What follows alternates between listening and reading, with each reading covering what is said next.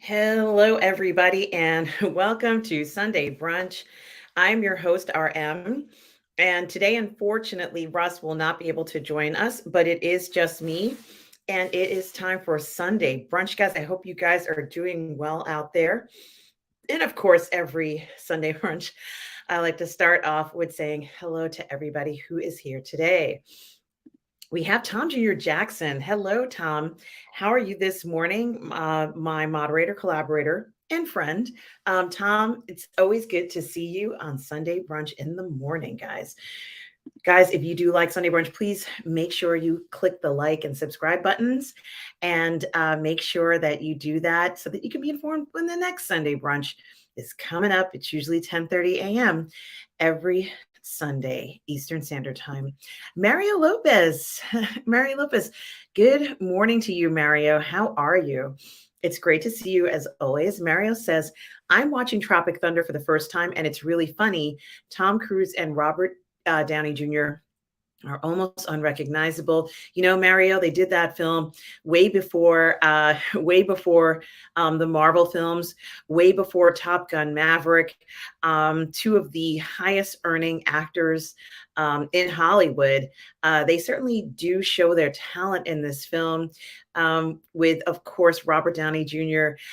Playing a role that has gotten him a lot of attention recently. But when he did it initially, honestly, I felt it was pure genius. It showed his range and ability in a way that no other role could.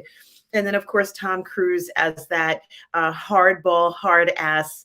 I guess producer. I can't remember what his role was in there, but if I remember the role correctly, Mario, he plays a completely different person who is absolutely intense and kind of, very in everybody's face. I love Tom Cruise as this character. I love Robert Downey Jr. as this character, and they're both so incredibly talented. It really is a good one, as Tom Jr. Jackson says. Now, guys, make sure that you subscribe to Tom Jr. Jackson's channel. That's right. Tom Jr. Jackson, the moderator, you guys all know Tom. He also hosts Zooms where everybody can participate and talk. Check out his channel right here on YouTube. Subscribe and support our fellow creators, guys. Tom just has his recent review on John Wick. So make sure you check it out, guys. Please go to Tom Jr. Jackson channel and subscribe there. Tomorrow night, guys, Lorena Creole and I will be hosting our Ladies of the PGS on the Burnettwork, where we do talk about pop culture and more. So make sure you please show up for that as well. And thank you for the support there. Thalia is here. Thalia, how are you? Thalia says, hello and happy Sunday, Arden, Russ, and Tom. Well, hello to you, my dear. Hope you are well. Retro Nerd Girl is here. Hi, Retro Nerd Girl. Good morning. So glad to see you. I hope you are doing well, Retro Nerd Girl. Guys, we have some videos coming up. Retro Nerd Girl, myself, and Lorena for our reviews that will be airing on the Burnettwork pretty soon. So keep your eyes peeled. Retro Nerd Girl, it's always a pleasure. And we also have Joe Tyson. Yes. Oh, right. Joe Tyson says, hello.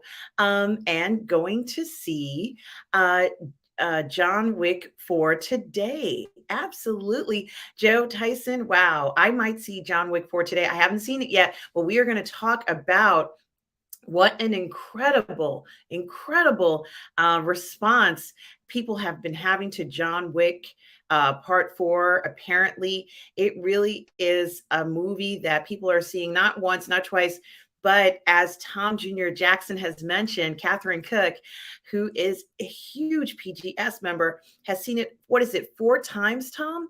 It's just unbelievable, the response that John Wick is getting. And it's not a surprise because it is Keanu Reeves and a franchise that's well known and well anticipated, certainly well executed. Stuart Mitchell is here. Hi, Stuart Mitchell. How are you? Says Positive Fandom, hello. And Retro Nerd Girl, hello, ladies. Well, hello to you, Stuart. I hope you are well. And it's so nice nice to see you. Irene. Oh, Irene, I wanted to tell you, Irene, thank you so much for the super chat last night. I did shut off my PlayStation, which stops the stream. So it's not like with StreamYard where I can go back in. Even though I ended the broadcast, I could resume it. I wasn't on StreamYard. I was on my PlayStation, which streams directly from my PlayStation. I just want to thank you so much, Irene, for the $5 super chat and for supporting the channel and gameplay. That was so kind of you, Irene. Thank you so much for the support. And it's so generous of you. You are so kind. Such a pleasure, and I so appreciate it. I'm so glad that you're here this morning so I can thank you for that. I didn't get a chance to thank you during the stream, as I mentioned to you. I did type in something at the end thanking you because I could type in, but I wasn't able to restart the stream with PlayStation. So I just want to thank you so much, guys. Irene sent me a super chat yesterday while I was playing Hogwarts Legacy. And I did just want to mention it here because I so appreciate it. I don't want you guys thinking that you're going to send me super chats and I'm not going to acknowledge that I got that. I certainly am aware that you sent it, Irene. I so appreciate it. We had a great talk yesterday too, when we were talking about different stuff. So that was something else too. Yes. And yeah, so thank you, Irene. We had a great conversation, right? So I can't wait. So now we are going to have to absolutely start off by talking about John Wick and John Wick's impact on the movies. And I don't know how much money this film is going to make, but I anticipate it's going to make a lot of money. Yeah, I have to look into it. I know nothing about the video game adaptation, Tom Jr. Jackson. I didn't even know it existed. So, let's see what happens with it.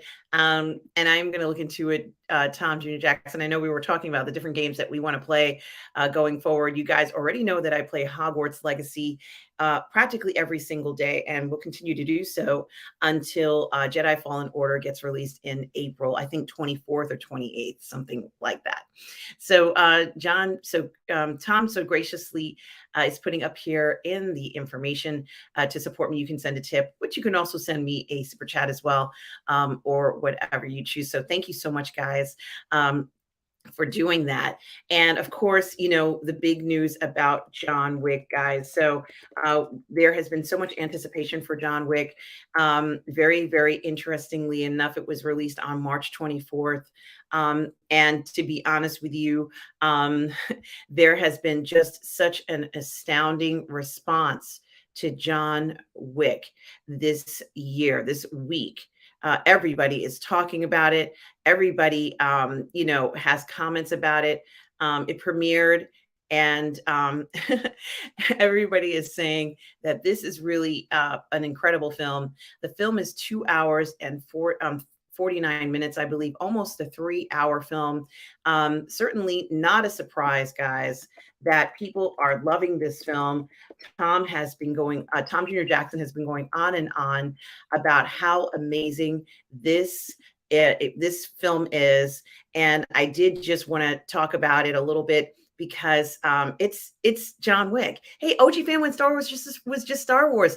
Good morning to you, and good morning to everyone. OG fan, when Star Wars was just Star Wars. Gee, I remember those days when Star Wars was just Star Wars, and I have to tell you, I kind of miss those days. OG fan, when Star Wars was just Star Wars. Welcome. Good morning to you. Irene says my husband has been playing Mass Effect. I love Mass Effect. I've never played it, but I might play it now. I know Mass Andromeda, I think, was maybe one of them. But Mass Effect was a huge game and had a lot of anticipation as well. Irene, if you want to play Mass Effect, yeah, go ahead and play that too. I don't know if you're a gamer yourself, Irene, but if like right now, let's say, I don't know how much time you have to do stuff like that, but maybe in the past you have done that, but certainly something to think about. Mass Effect, I love that game. I've spent so much time watching people play it. It does feel very open world. You go to different planets. It's so cool. At least the one I'm thinking of.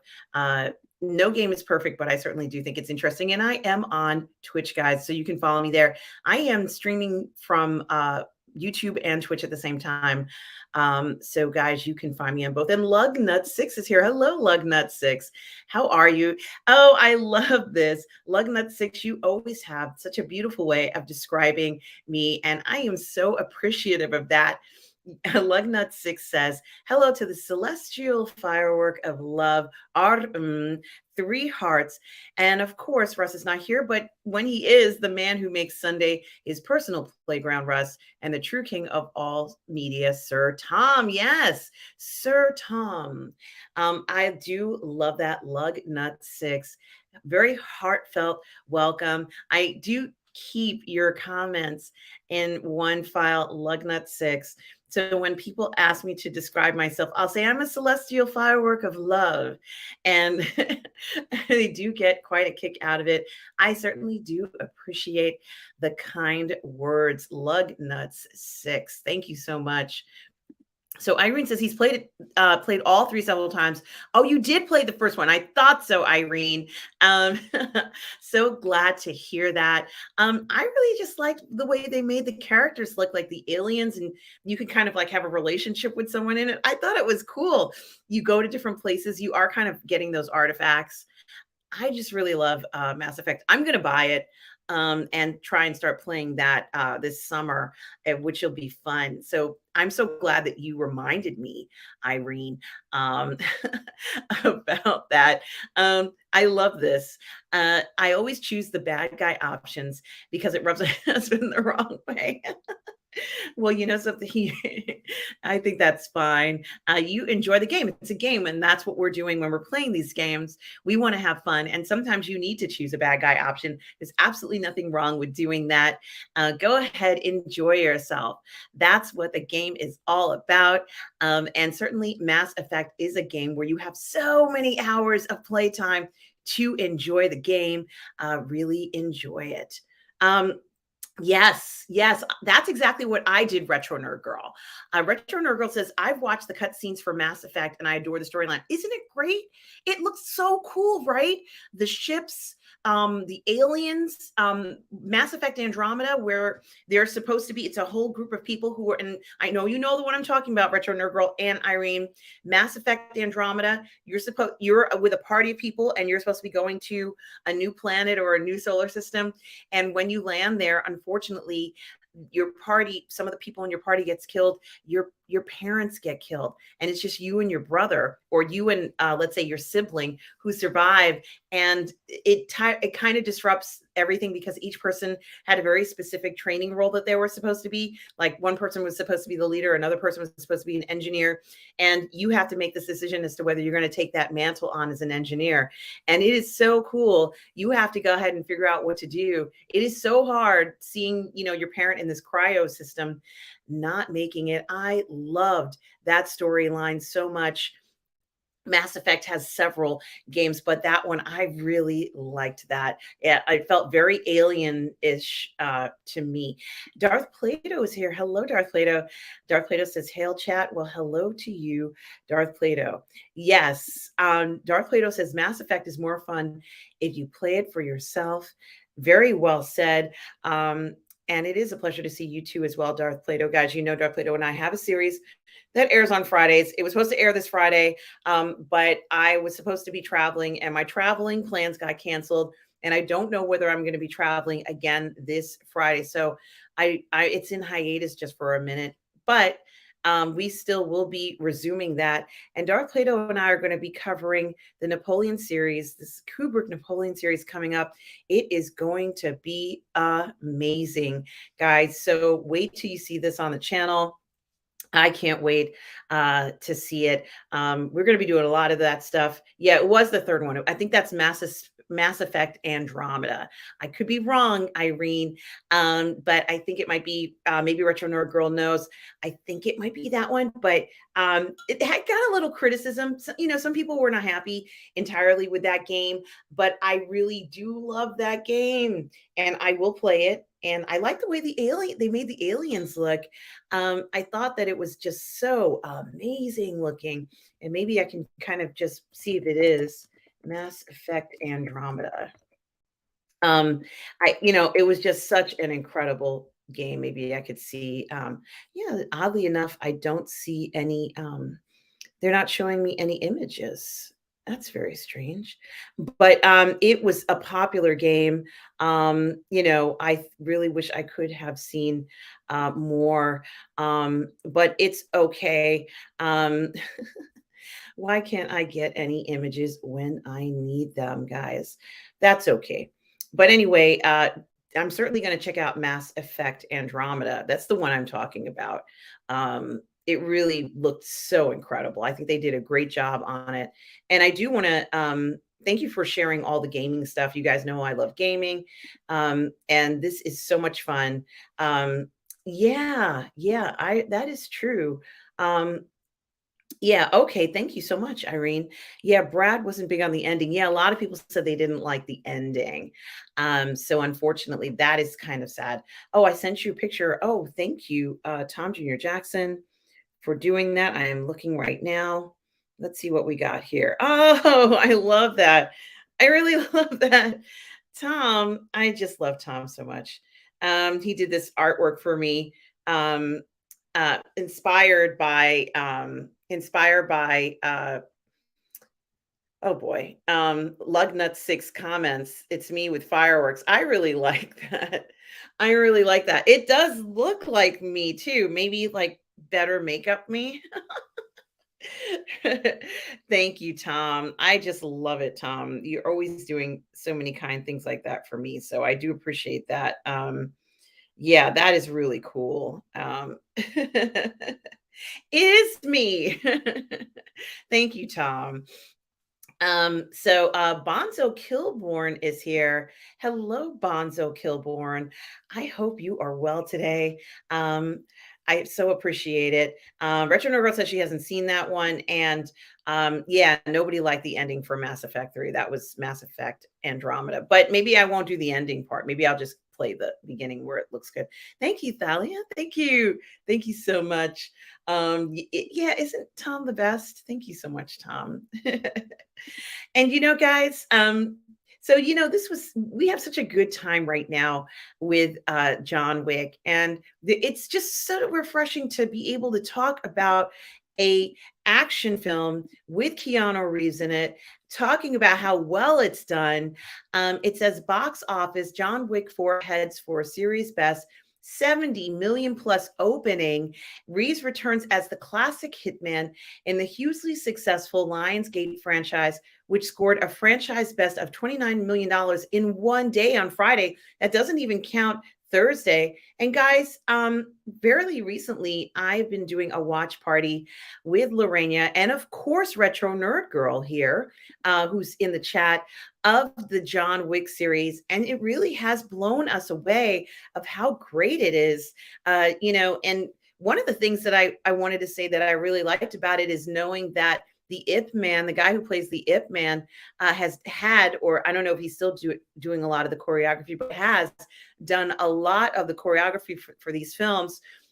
And of course, Keanu Reeves, who has stepped up his game dramatically through the years, over the past 20 years, I guess maybe even before The Matrix or around the time he made The Matrix, he really went ahead and decided that he was going to study martial arts. And you can kind of see his progression and how good he's gotten as a martial artist. It's absolutely wonderful. Hello, Memes of Destruction is here. Hey, guys, what's going on? Well, Memes of Destruction, we are talking about John Wick, just this blockbuster film that has been, grabbing everybody's attention.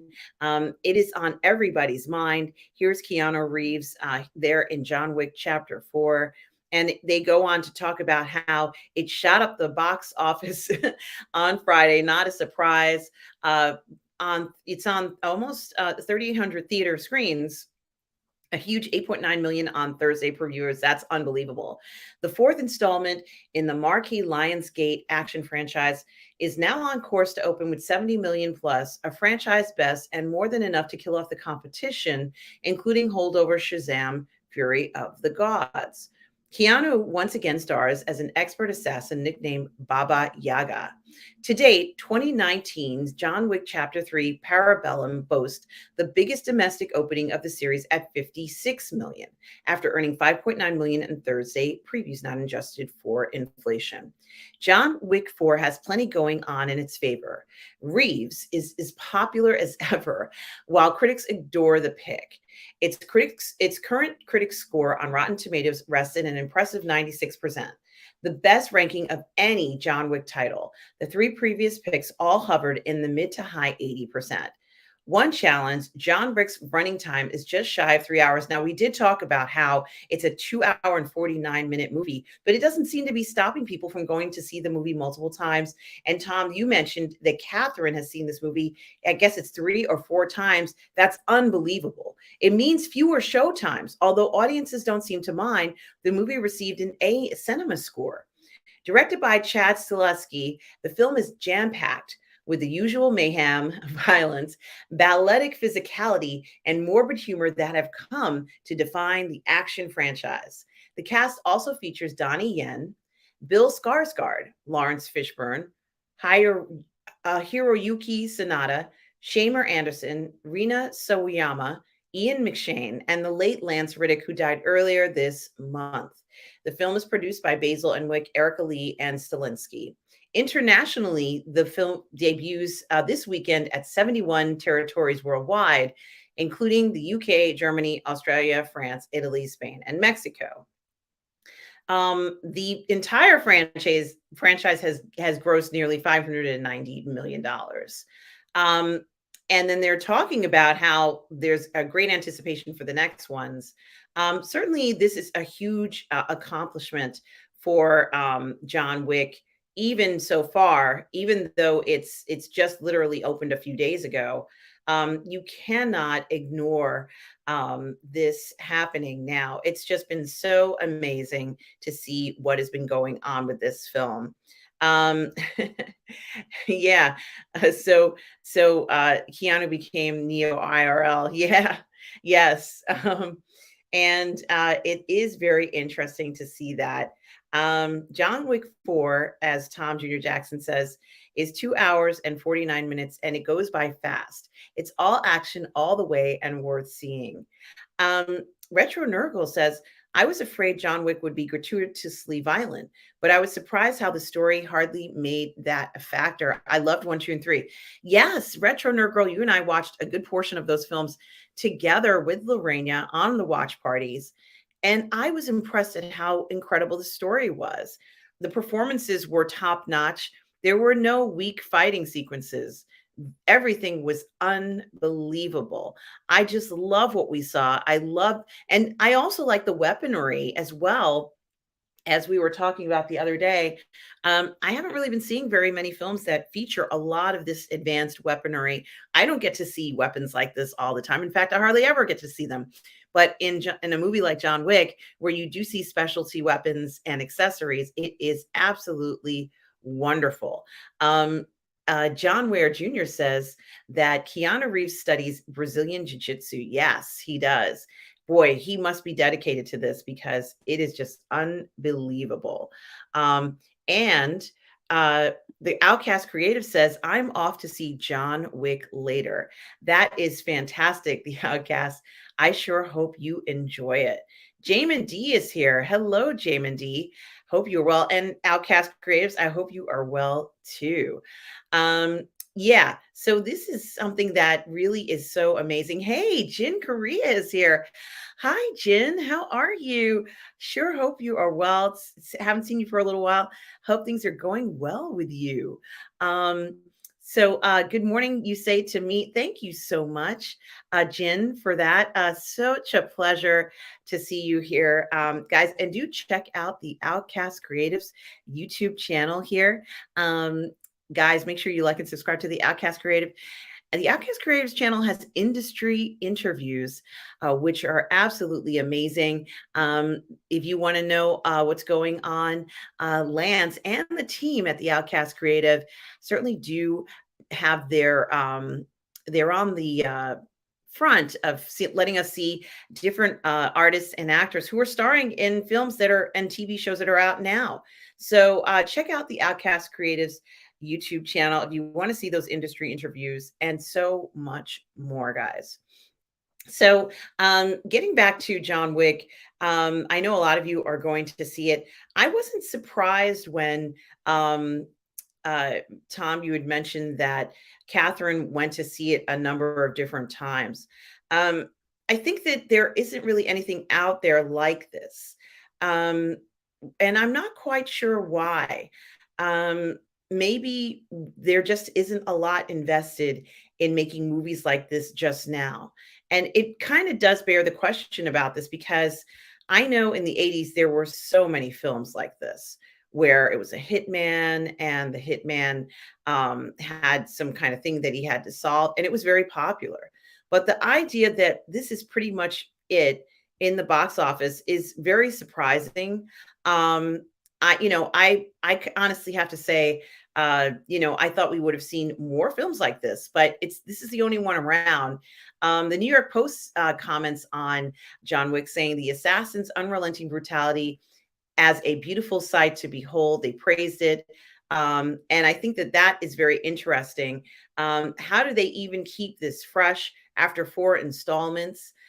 They did mention that in John Wick 4, the whole world is after him, more or less, which is something that is a little bit different, where he has to fight off pretty much everyone there.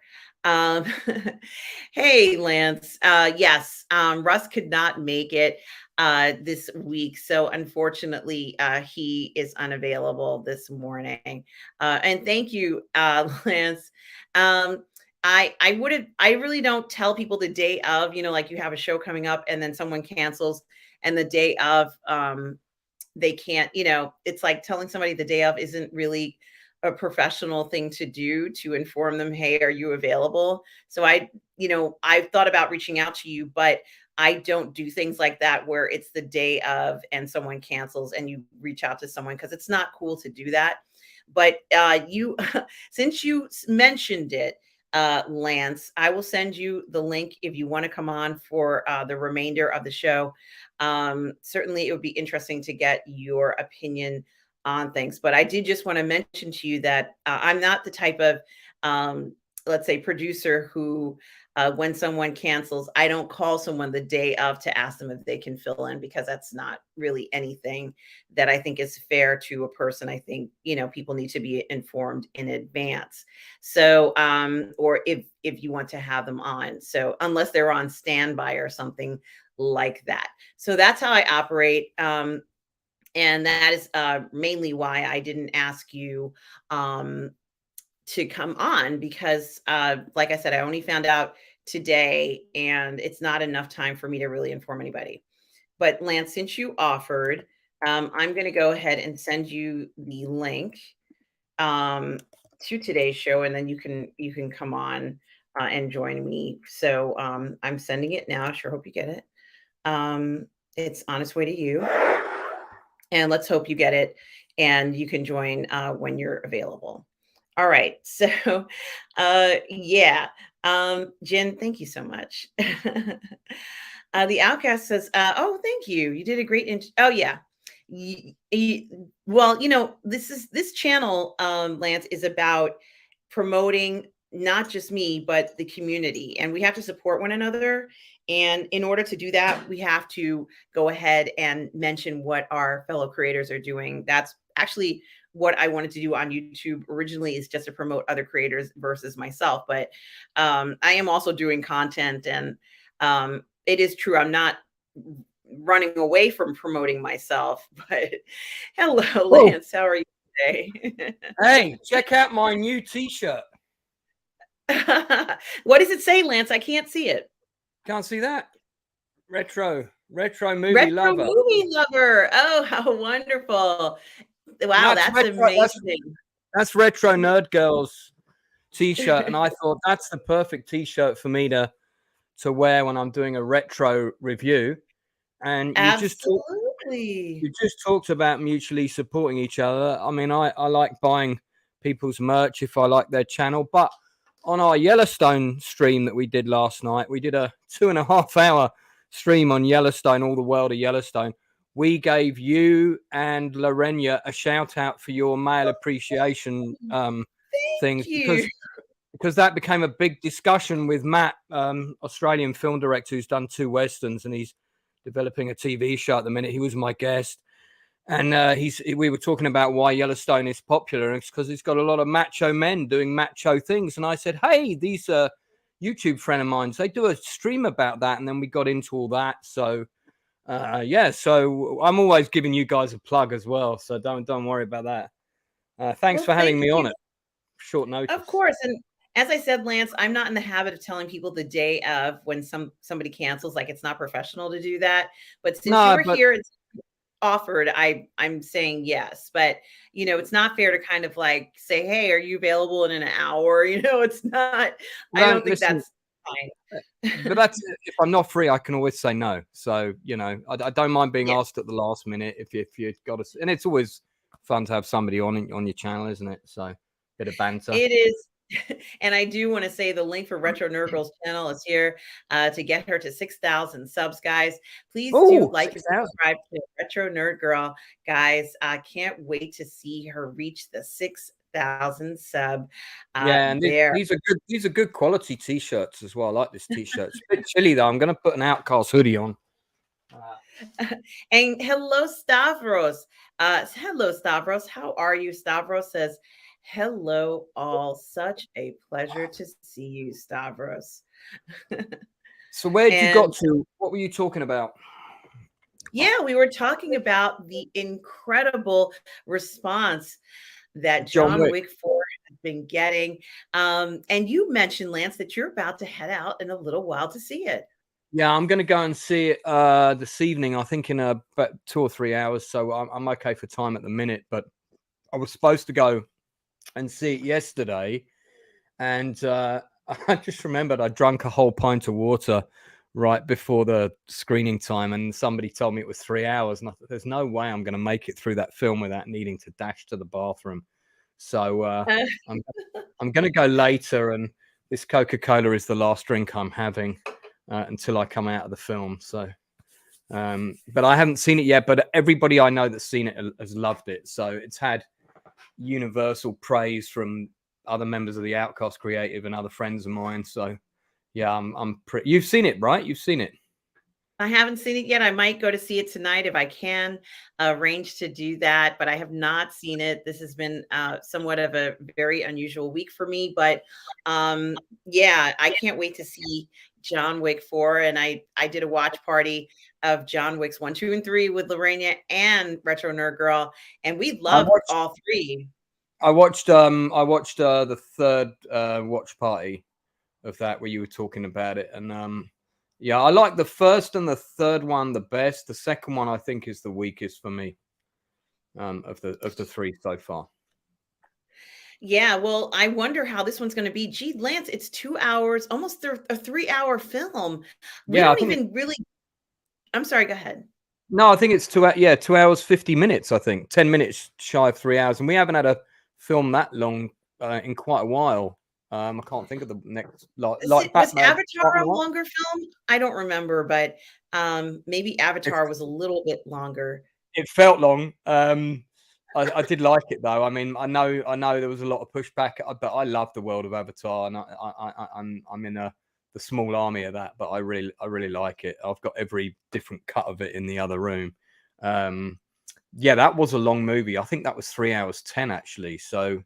And one of the Batman movies was really long, and I made the mistake of drinking a Red Bull before I went in to see it. That was not a good idea.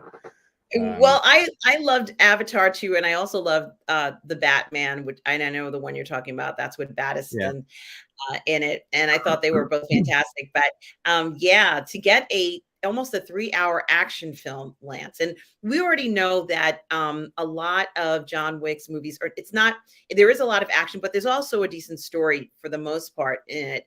So there's going to be a story in it. There's going to be incredible action scenes. In the past, the guy, the Ip Man, did a lot of the choreography. I can't remember his name offhand, but he did a lot of the choreography for the film, and it came out amazing.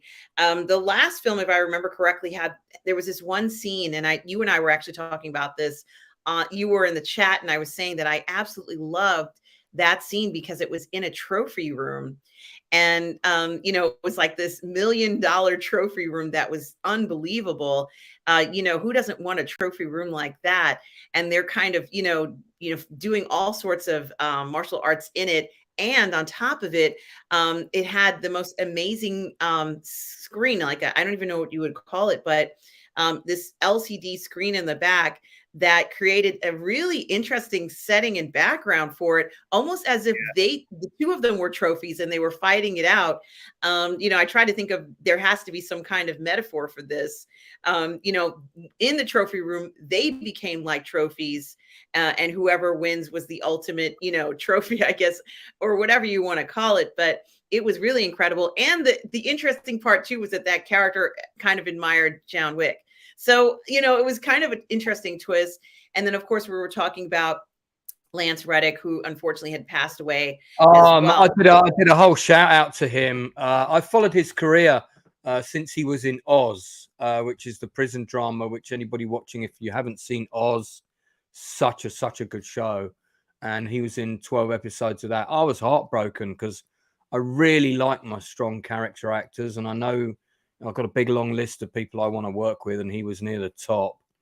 And I was pretty gutted. And I don't sound like Russ. Not all English accents sound the same. Someone said in chat, I sound like Russ.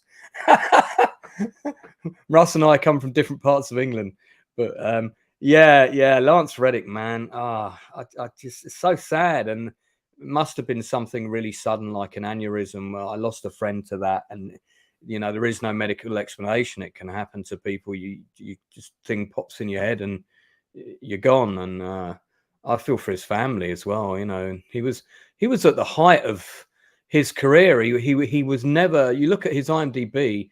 He was never out of work, constantly working all the time, and people liked working with him. It wasn't just that he was talented. It was that he was a lovely man to be on set. I think you can find an interview with Keanu Reeves saying that. And that's another guy who people like working with. And I'm really pleased that this is successful for Reeves, because he's had quite a lot of tragedy in his life, Reeves has. And I'm really made up for him that not only is the John Wick franchise doing well, but he's just got the reputation as the nicest guy in the industry. If you're going to be on set with Keanu Reeves, you're going to have a good day. So we in the industry, we hear nothing but good things about Reeves.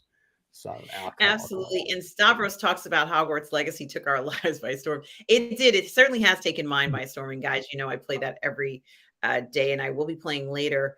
I've never played it. I watch you playing it, but I've never played it. Well, it's certainly worth a look if you're interested in a game like that. And guys, thank you, Tom Jr. Jackson, for doing this. Join myself and Julian on Thursday nights at 2 a.m. Eastern, God help me, 11 p.m. Pacific on the network for PGS Treks, Picard Season 3 Watch Party Live, Episode 7 coming up, guys. And Oppenheimer, we're talking about Oppenheimer coming out, has a 3-hour one. Yeah, that does look good. That's good. I mean, I'm a big sort of true story drama guy. That's the kind of stuff I write and direct. And I mean, there's been some good films about that subject already. Fat Man and Little Boy with Paul Newman and John Cusack, I think, came out.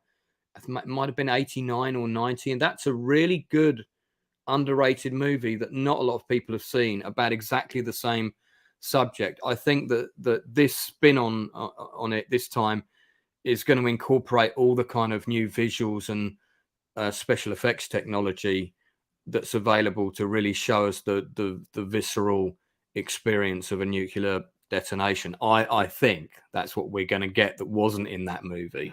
But that movie is worth checking out. You make a good point, Lance, because it is interesting, when we're looking at these films that portray a specific event, and then perhaps they do or do not choose to actually show some of these events.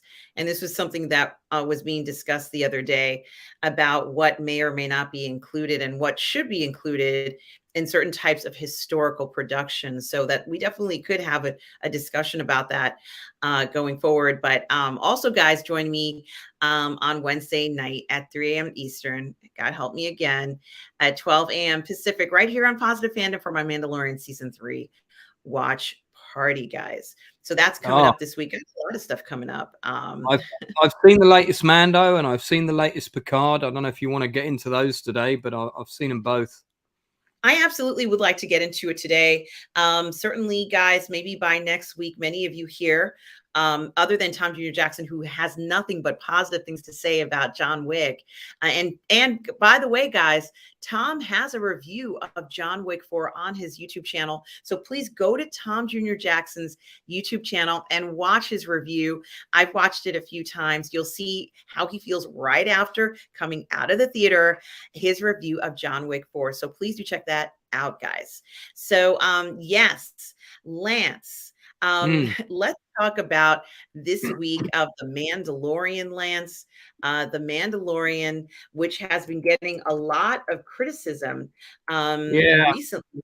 I think that it is really something that's interesting, because a lot of this criticism that it's been getting, as far as I'm concerned, it doesn't really deserve. But people are entitled to like or dislike a film, and I get that. Television show or a film or whatever it is. But honestly, I'm a little surprised at how people are responding to it. I thought that their response might have just been happy that you get anything at all. But, I think that just looking at the notion of the expectations that people have had for this show has been unbelievable.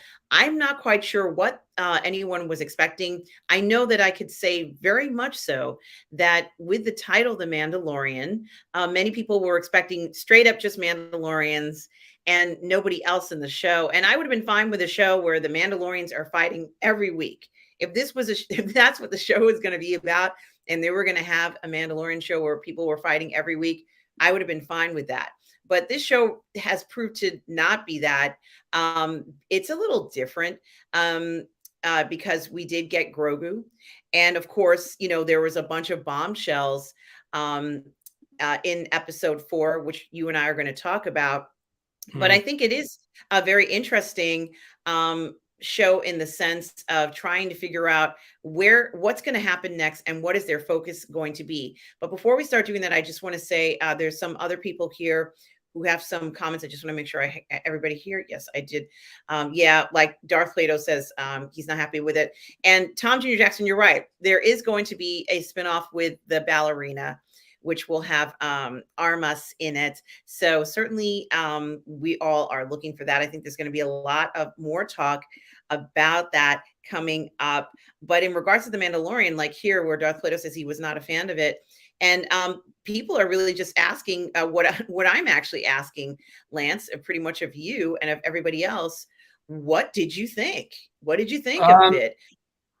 I mean, people have asked me about it a few times, and in terms of, I'm trying with these kinds of shows. One of the reasons I do a weekly roundup every Wednesday on my channel, but I don't pass judgment on a show until I've seen the whole season. So if I could just go back to episode 3 for a second, you had that 40-minute side quest, okay, which annoyed a lot of people.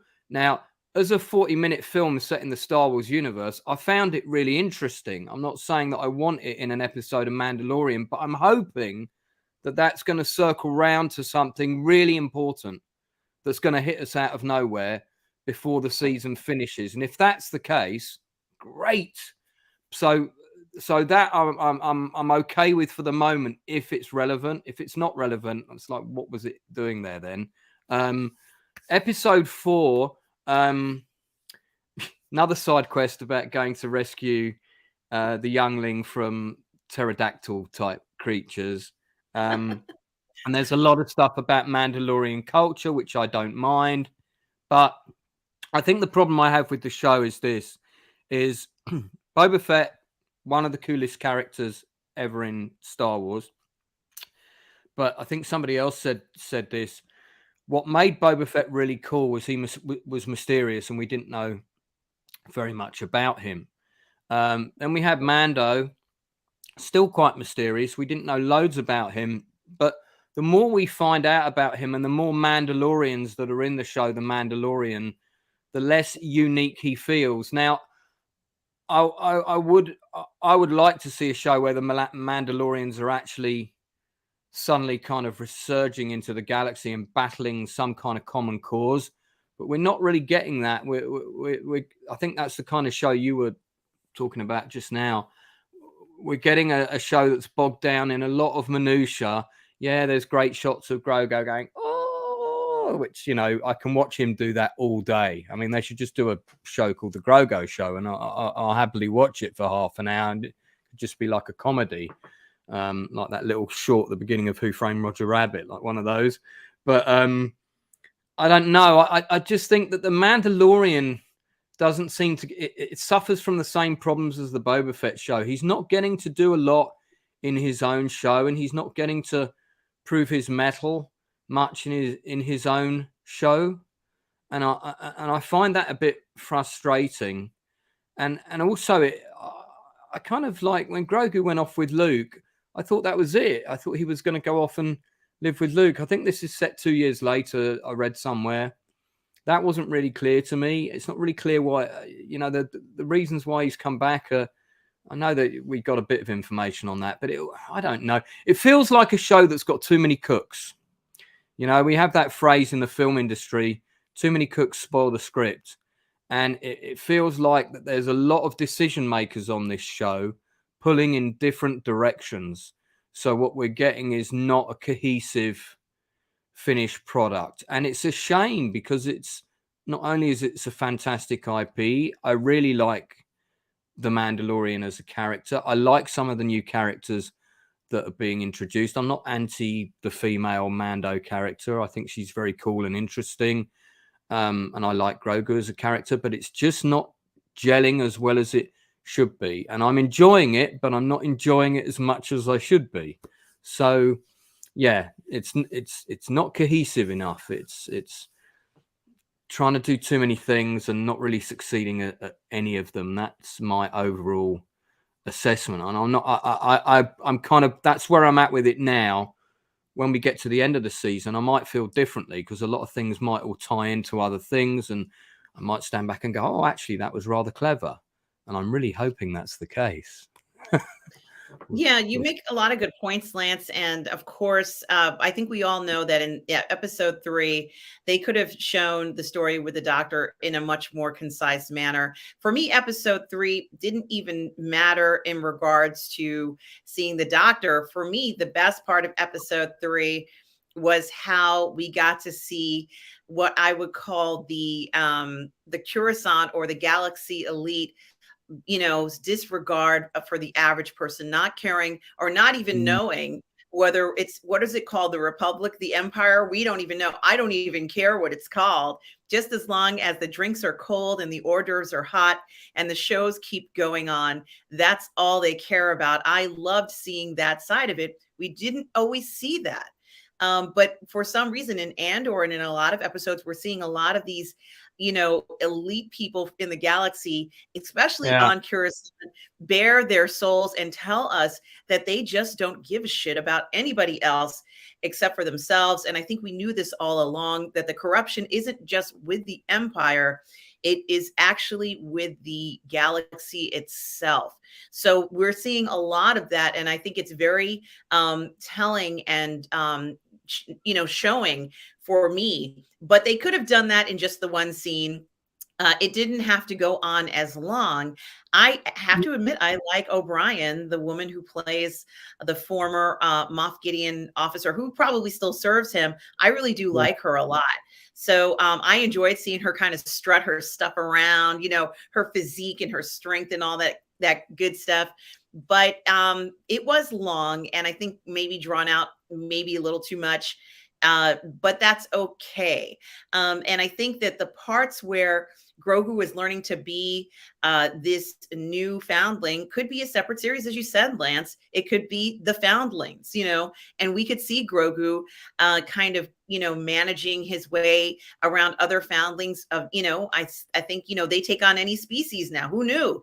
They take on species, and it doesn't matter if they are, pterosaurs or not. Those are new foundlings that need training. They'll be flying on these things, knowing the Mandalorians, because they never pass up an opportunity to adopt. So there is that. But I think that we need to see more fighting scenes, and we need to see hundreds of more fighting scenes that go on for really long times. We're more than halfway through the show now.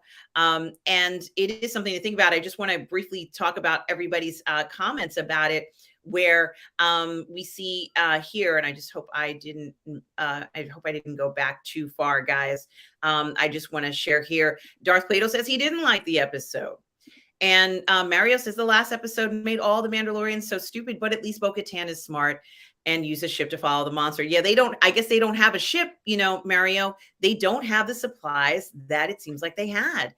And Stavros says, so this seems to be a solo show today. No, it's not. Is it my show or another show? No, we have Lance with us today, Stavros. Mario says it was a terrible episode. Bonzo says the 40-minute side quest with the doctor was a good idea, but executed poorly. Interesting.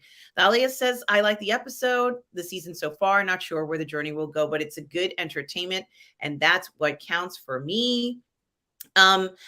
Darth Plato says Boba Fett show should have been more like John Wick level of tension. And Ask Hickory, yes, we all agree. I agree with you completely on that, absolutely. And more stuff with other bounty hunters as well. People going up against each other for rival commissions and paychecks would have been fantastic. Absolutely. Mario Lopez says, I like the Dr. Scientist episode of last week. And Thalia says, of course, there are a lot of inconsistencies in it, but that's typical for Star Wars. You shouldn't take it so seriously. Interesting. I disagree with that. The original trilogy has not got hardly any inconsistencies at all. And look, Thalia, I don't take it that seriously. I find it very entertaining, and I do like it. But I just think it can be better made. That's all. And that's coming from someone who works in the industry. There's a lot of politics going on with the show at the moment. We all know that. If you work in the industry, you hear these things, and we all know that there's a lot of power plays going on, and a show about that will probably be made 30, 40 years from now about what happened with Disney, and and you'll have actors playing Kathleen Kennedy and. So true. The Outcast creator. It's gonna happen. I promise you, it's gonna happen. And Darth Plato says, I suspect the show is broken behind the scenes at Lucas after the end of 2. From what we've seen reflects it. And I think so, Darth Plato, because they had to break up the season to try to save the book of Boba Fett.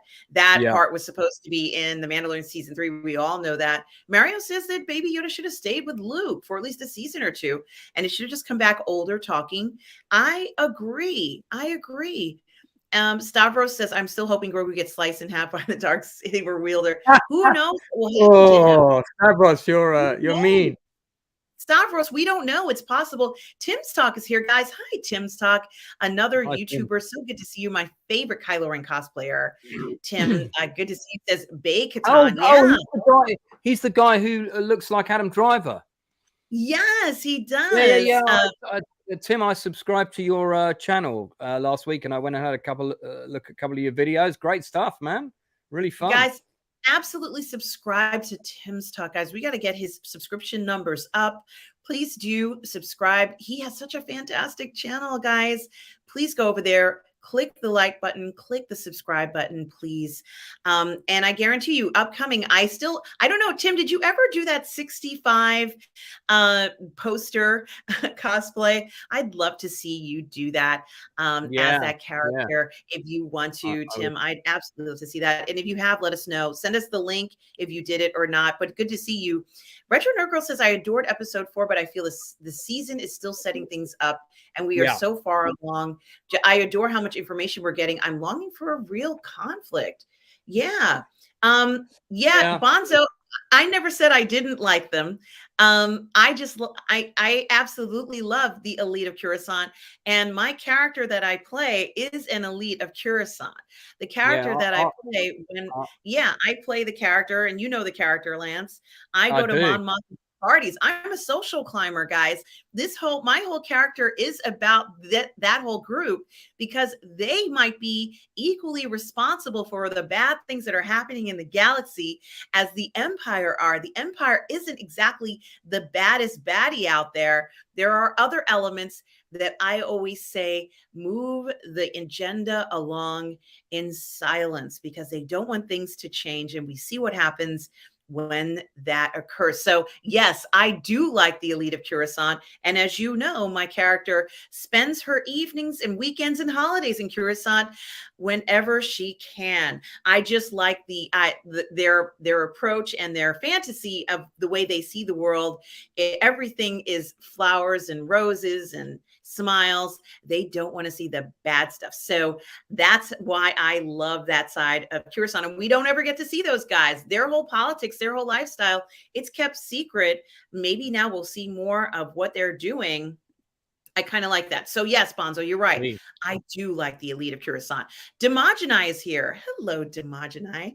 Another YouTuber, Demogeny. Guys, please do like and subscribe to Demogeny. You can see Demogeny often on the Dark Council, guys. So do check out that show as well as his own streams. So please do check it out. And guys, here is Tim's Talk channel. Guys, please like and subscribe to Tim's Talk. We got to get his numbers up, guys. Please like and subscribe to Tim Talk. Tim has a fantastic Facebook channel. Tim, correct me if I'm wrong. I do see you on Facebook as well. If you want to see a Kylo Ren that is really badass cosplay, you've got to go to Tim's channel. He is amazing. I watch it often, Tim. Thank you for doing those Kylo Ren cosplays, Tim. Keep it up. I am certainly watching for that, guys. So make sure you like and subscribe. But you know something, Lance? I have to wonder. Retro Nerd Girl talked about halfway through the season already. You mentioned we're way into this. Even though we got somewhat of a quick, turnover in the first few episodes, why does it still feel like the story's not really progressing very far, Lance? Yeah, again, I said it before and I say it again. There isn't one solid captain steering this ship. You can tell that the reason that it's meandering is because somebody's saying, well, let's have this, and someone else is saying, let's have this. And I can imagine the arguments in the writer's room, and I've sat in writers' rooms, and I am a writer. So I hope it's all going to come to something great. Like Retro Nerd Girl says, I'm enjoying what I'm enjoying of it. But yeah, it's. I thought Andor was really solid writing. I think I was on one of your streams one Sunday and we talked about one of the Andor episodes, and that had a really great arc to it. And I mean, that's a show about a character that we already know is dead, and it was still really engrossing. And it had a couple of silly things in it, but for the most part, it was really good.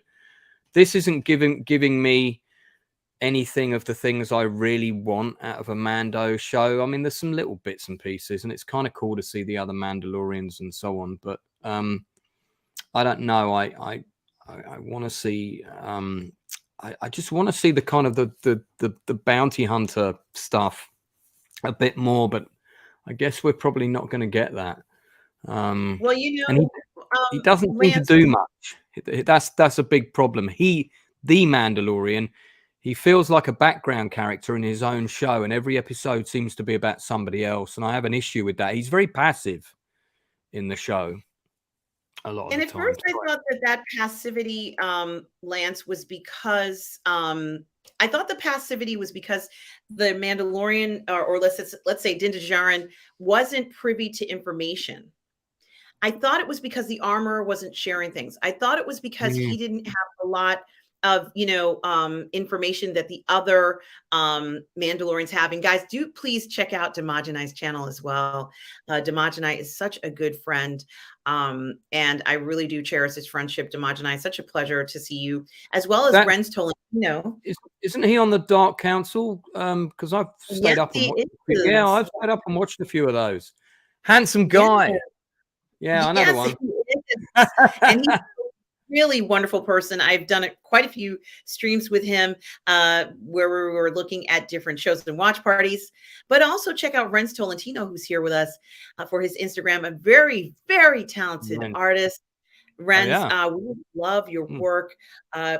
Can't wait to see more, guys. I think he Oh just did one with, was it Katie oh, Sackhoff? yeah, I'm these not, are great. These are great. I'm looking yeah, at these now. Wow. yeah, he does incredible work. But you know Yeah. something, Lance, even with the bombshell of the last Mm. episode, and I want everybody to comment on this, the bombshell of who saved Grogu from the Jedi Temple, which we knew was going to come up.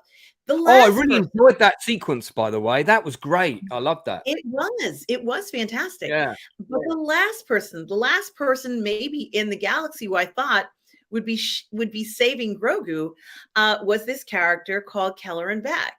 Not at all what any of us thought was going to happen, and of Yeah. course, it's played by Ahmad Best, who is known for playing the character of Jar Jar, which he was God, yeah. cruelly bashed for playing Jar Jar. Like he received death threats. He received all sorts of Yeah, and I mean terrible. that wasn't his fault. That was George Lucas's fault. It was a poorly conceived gag character that just didn't work. He was good in this episode, and I have to say with the prequels, which I kind of have a funny relationship with those films in the sense that I watched them all recently for the first time since they came out. God, the special effects looked really, they've not aged well. But one thing that was always missing for me was when they did the attack on the Jedi Temple. You didn't see enough of it, and we've had, I think, 2 or 3 flashbacks to that now in different episodes, and this was one of the best. I really, really liked it. The action scenes in it were really cool, and it's great to see the young Jedi making the best stand that they can, and this just the overwhelming odds of clone troopers. Just as well, it's not the later stormtroopers because, as we know, they can't hit or kill anything. So they wouldn't have been in trouble if it was the later guys. Yeah, that was my favorite sequence of the whole episode. I'd love to see more of that. Yes, absolutely. And Darth Plato says the way I see it, the armor is behind all of this season. It's a cult, and the armor is the power. Tom says, I'm enjoying Mando season 3. I like where it's going. I'm not sure where, but I like the arc and having fun with it. It's my opinion, and we are all allowed to have them. Absolutely, Tom. Irene says, grab them. And Darth Plato says it should have been Luthen. That is very interesting. And Mario says, in those days, I believe that what was the worst reaction of the media was Jar Jar. After all, the internet was not what it was today. No, it wasn't, but boy, it was a bad reaction. And to be honest with you, I think that what's interesting about this, I have never heard of Kelleran Beck before. I didn't even know this Jedi existed. Of course, there are going to be Jedi that we see that we didn't know existed, but a lot of people are saying, why not just have him play another Jedi that we know the name of? Why did it have to be kind of, what would be considered for the most part an unknown Jedi? Kelleran Beck, never heard of a Jedi master by this name, and that's okay. That's all I right. don't have a problem with that. There's going to be loads of Jedis that we don't know the names of, that we haven't met in the Star Wars universe. I mean, not that there's thousands and thousands and thousands of Jedi. I don't know if there's an official source of what was the maximum number of them that were ever trained at any one time or whatever. But I mean, I'm all up for meeting new characters. New and original characters are good. I don't think that's a bad thing at all. And it is very interesting. Of course, Ahmad Best's one of the favorite scenes. Now, Lance, you talked about how much you enjoyed that scene. I enjoyed it very much. And I especially enjoyed when he picked up the second lightsaber and started to use that to fight off the clones. That was cool. That was a cool move. It was unbelievable how cool By he the looked. way, I should show chat that my Lego Death Star is just here. Look, just out of shot here. You see that? So, and this is bigger than the standard Lego Death Star. You know why? Because I made a lot of because I made a lot of special modifications myself.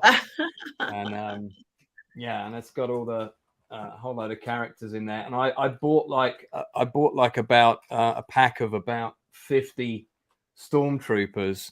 So I've got a box full of them to populate the whole thing. But this one is actually higher than the one that you get. So each floor level. So mine looks slightly egg-shaped, and the reason for that is I increased the height of all of the rooms by 2 bricks. So it's just got that bit more space to put everything in. Yeah. So there you go. I love it, Lance. I love to see stuff like that. That's why we are here. That's why we're a big kid. I'm such a big kid. That's why we are here, Lance. This is why we're talking about the things we love here on Positive Fandom, to see those things that we're proud of, our collections, all those special things to us. So I'm glad that you took just a few minutes to show us something that is really cool in your collection, modified by you. I keep forgetting it's out of shot. You know, it's just, you just see the edge of it there when it's normally out of shot. Everybody's commenting about how amazing it is. The Death Star is awesome. It rotates. Just amazing. I see what you did there, Lance. It is so much fun to see when someone, a collector like yourself, does something to a very popular and well-known collectible and makes it their own and improves upon it. It's nice to see things like this. I can see the battles going on it right now, Lance. Yeah, I made a card game to go with it, so I could actually put it on the dining room table and play a game with friends with cards, and you try and move the figures around and escape from the Death Star, basically. And Darth Plato says, I had the Death Star playset back in the day. Retro Nerd Girl says, your model diorama is awesome. And it is. And you know something, it is very interesting. You talked about how the scene in the Jedi Temple when it fell, certainly it was so fast in the movies, as far as I'm concerned, for such a traumatic event, you know, which it was really quick. It was, I think all you got in the film was the stormtroopers all marching up the steps, if I remember rightly, and then he goes in and massacres the kids, or you don't see that, but the little kid goes, Master Skywalker, what's happening? And then there's the scene with Organa arrives and the troopers say, nothing to see here and you're not allowed in, we're containing the situation. And that was all we got. I'd actually like to see this whole sequence, all those bits edited with all of the other ones we've now seen. Oh, sorry. That's my ringtone on my phone. Maggie, I'm just on a live stream. I'll have to call you back. Sorry, that was one of the Outcast creators, one of my actors. I'm so sorry. I didn't put it on silent. Quite funny, though. I'm sure your chat will have found that very amusing.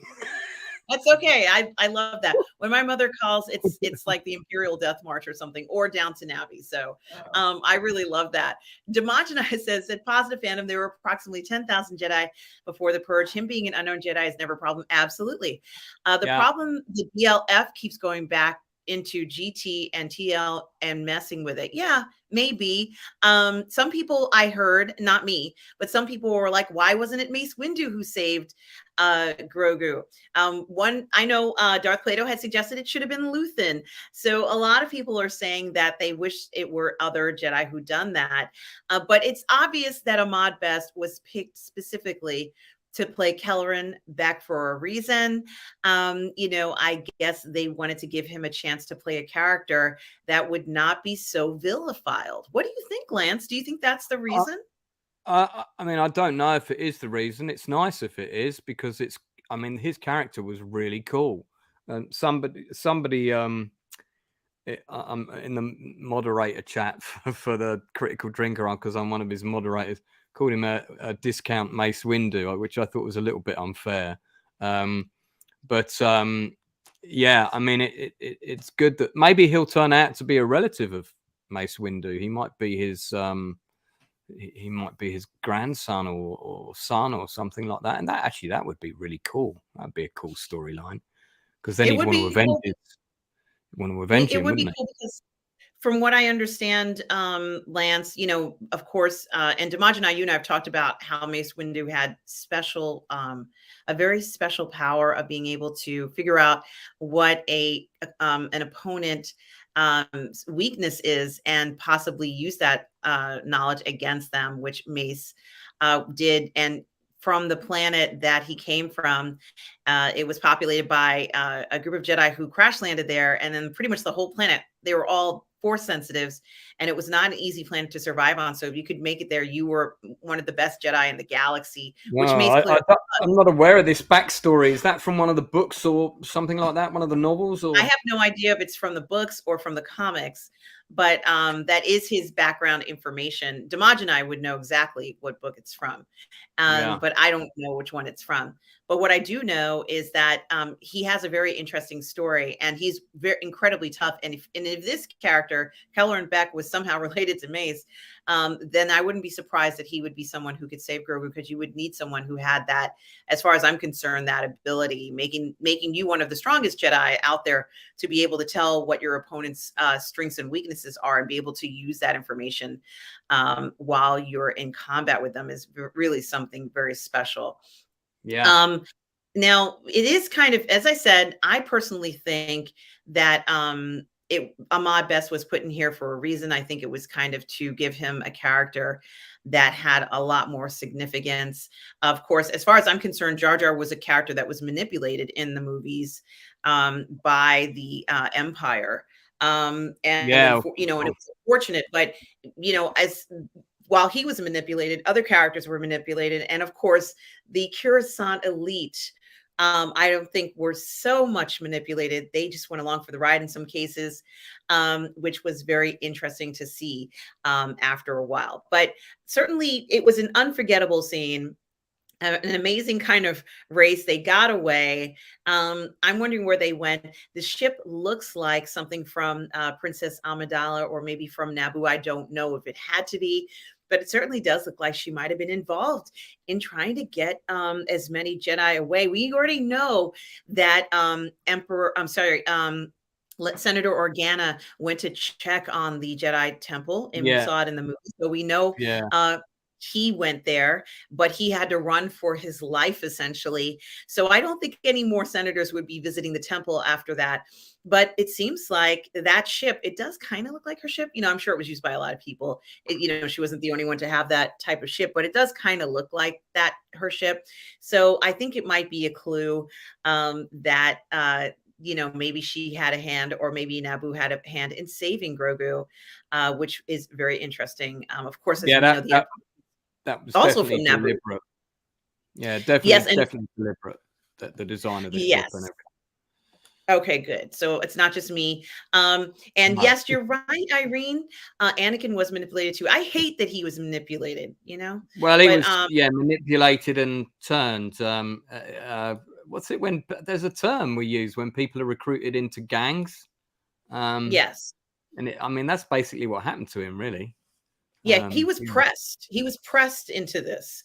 And every time he met with the senator, because, groomed is the phrase I was looking for. He was groomed into a gang. He was groomed. And, he also, however, and although no one's saying this, but at least from what I'm looking at it, kind of fell into what a lot of the senators fell into as well. Also being groomed by the emperor for, whatever purpose it was. And to be honest with you, that behavior did happen. And it's unfortunate. I think that Jar Jar was a little different. He was maybe a little bit more susceptible to what happened to him. Poor Jar Jar, but anyway, it was an incredible episode seeing that. And of course, we get the shocker at the end where Bo-Katan says, "Hey, I saw the mythosaur." And of course, the armorer says, "We all see visions." You know how she says, "We all." I hated it. You are now a part of the clan, and her declaration. And she says, "No, I saw it for real." And she goes, "This is the way," and I'm like, no. Wouldn't you say Excuse me, are you saying that you saw the mythosaur for real? And we have a prophecy that the person who sees the mythosaur, like there must be some prophecy. Lance, were you satisfied with the armorer's comments Uh, after Bo-Katan throws this bombshell on her about seeing yeah. the mythosaur? Oh, well, yeah. I mean, I'm interested to know who plays the armorer in the show because I'm not conscious. Oh, Emily Swallow, right? Emily That's right. Swallow. And I've seen her in a bunch. She does the voice. The woman who plays the role of the armorer, I think, is one of those stunt ladies, who you've seen Yeah. before. Well, She's famous stunt lady, and I can't remember her name, but you've seen her in a lot of shows. Sure. Uh, and I think she's done she did stop action for Ahsoka in the Clone Wars. I think And I think it's all her response is all been kept deliberately ambiguous. It's like, are you playing with me, or is this all part of a prophecy, and actually you kind of know what's going on? And I quite like the fact that the character of the armorer is quite elusive, because the more we know, the less interesting these people become, and it's good that within the Mandalorian mythology, we're still finding out about a lot of it. It's like an onion, oh, there's something else, and then but actually they also have to do this thing, and they're also not allowed to do this thing, and some of those things appear to make sense within the Star Wars world, and I swear some people have just made them up in the bath. But for the most part, I like the different cultural ideas that are gradually being introduced to us, and we're finding out more stuff about it. But I also like the fact that there's so much of it that's elusive, and that we can't quite put our handle on it, because that's what makes it interesting. That's what makes it feel alien, and I think that's a good thing. Yeah, I quite liked that bombshell, but I also quite like the fact that we don't really know where we stand with this person, and that's a good that's good writing. You want that, because that makes you want to watch the next episode. Whereas 40-minute diverging side quests about the inner workings of the New Republic are not so interesting. By the way, though, I think what that 40-minute side quest was trying to say, which I swear probably was shot for a different show, and they've just churned it out for padding, but that's what it feels like. I think they're trying to say it's already starting to become like the Empire again. If you don't learn the mistakes of the past, you're destined to repeat them. And that's so true. You only have to look back at recent history to see where we've gone wrong there. And I think that's that message, I liked that about that 40-minute thing. I didn't necessarily want to see it in an episode of The Mandalorian, though. I We agree. should talk about Picard. And we will. If you've seen the latest episode. Yeah. And Dimogenai says at Positive Fandom, Mace was a master of Shatterpoint, which does show the weakness of a person or object. Also, that I can't read these. Also, Vapid, which essentially threw in and throws back dark energy. And I love that he can do that. And a lot of times when you see Mace fighting and he's smiling, it's because he knows exactly what the weakness is. And there's nothing better than knowing the weakness of your opponent as you are about to strike, right, Dimogenai? Thank you, Dimogenai, for the specifics. I knew it was something very special about Mace. And if Kelleran Beck is relative and has that same ability, then he would be the perfect person to save Grogu, as far as I'm concerned.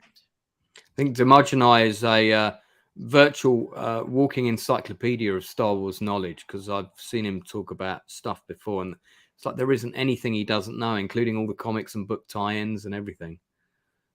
Yes, and Irene Jacobson says the hardest scene was to watch the One-Lings. Darth Plato says the armorer said that because the armorer already knows. And something that's very interesting also is yes, Emily Swallow does play the armorer. Now, Tom, I've watched Emily Swallow in my favorite television show, SEAL Team. She played one or two roles, or one or two seasons in that. But the woman who plays the role, the physical role, the one you see on television, is a woman by the name of Lauren Mary Kim, and she's one of those faceless stunt women who plays all these roles that we love in video games, in animation. She does all that stuff, and of course, in the as the armor on the show, in the costume and everything there. So thank you to her, Ms. Lauren Mary Kim, who's been doing these roles for a long time. Just want to give her a little bit of credit there. Yeah, I'm just gonna look her up.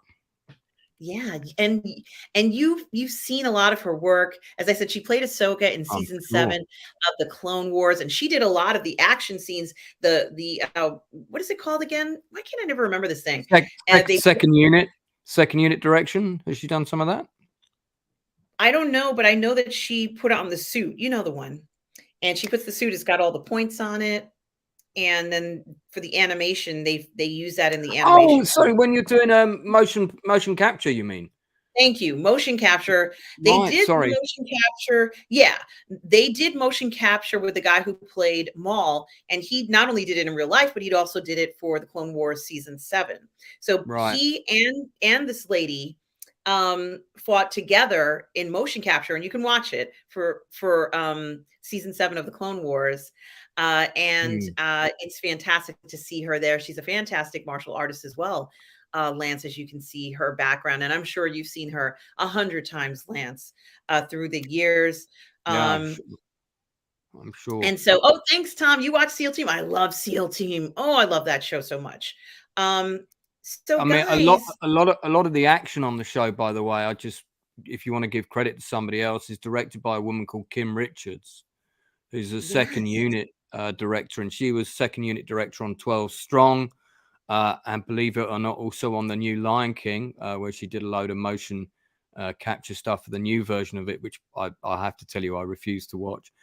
She's done Dark Tower, American Horror Story, American Crime Story, and Uncle Buck, of all things.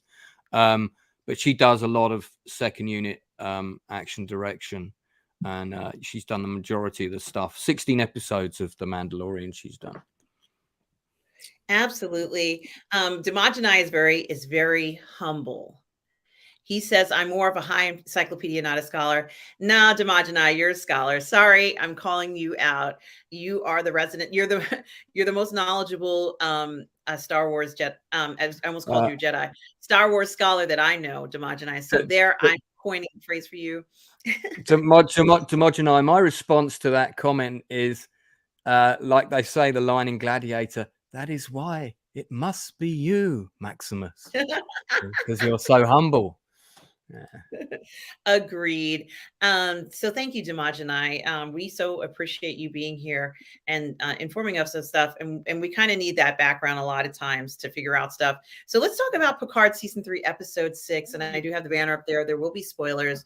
As you know, I'm doing a live watch party, which is killing me because of the time from the morning. Right after the Mandalorian the night before it, in the middle of the night. This is it's very interesting, but I do have to say, Lance, that I just love the last episode of Picard. I love it. I did too. Look, it's one of my. I'm a big Star Trek guy. I've got something like 300 miniature Star Trek ships in the next room. I wish I could turn the camera and show you them, but unfortunately I can't pick up my computer and take it in there.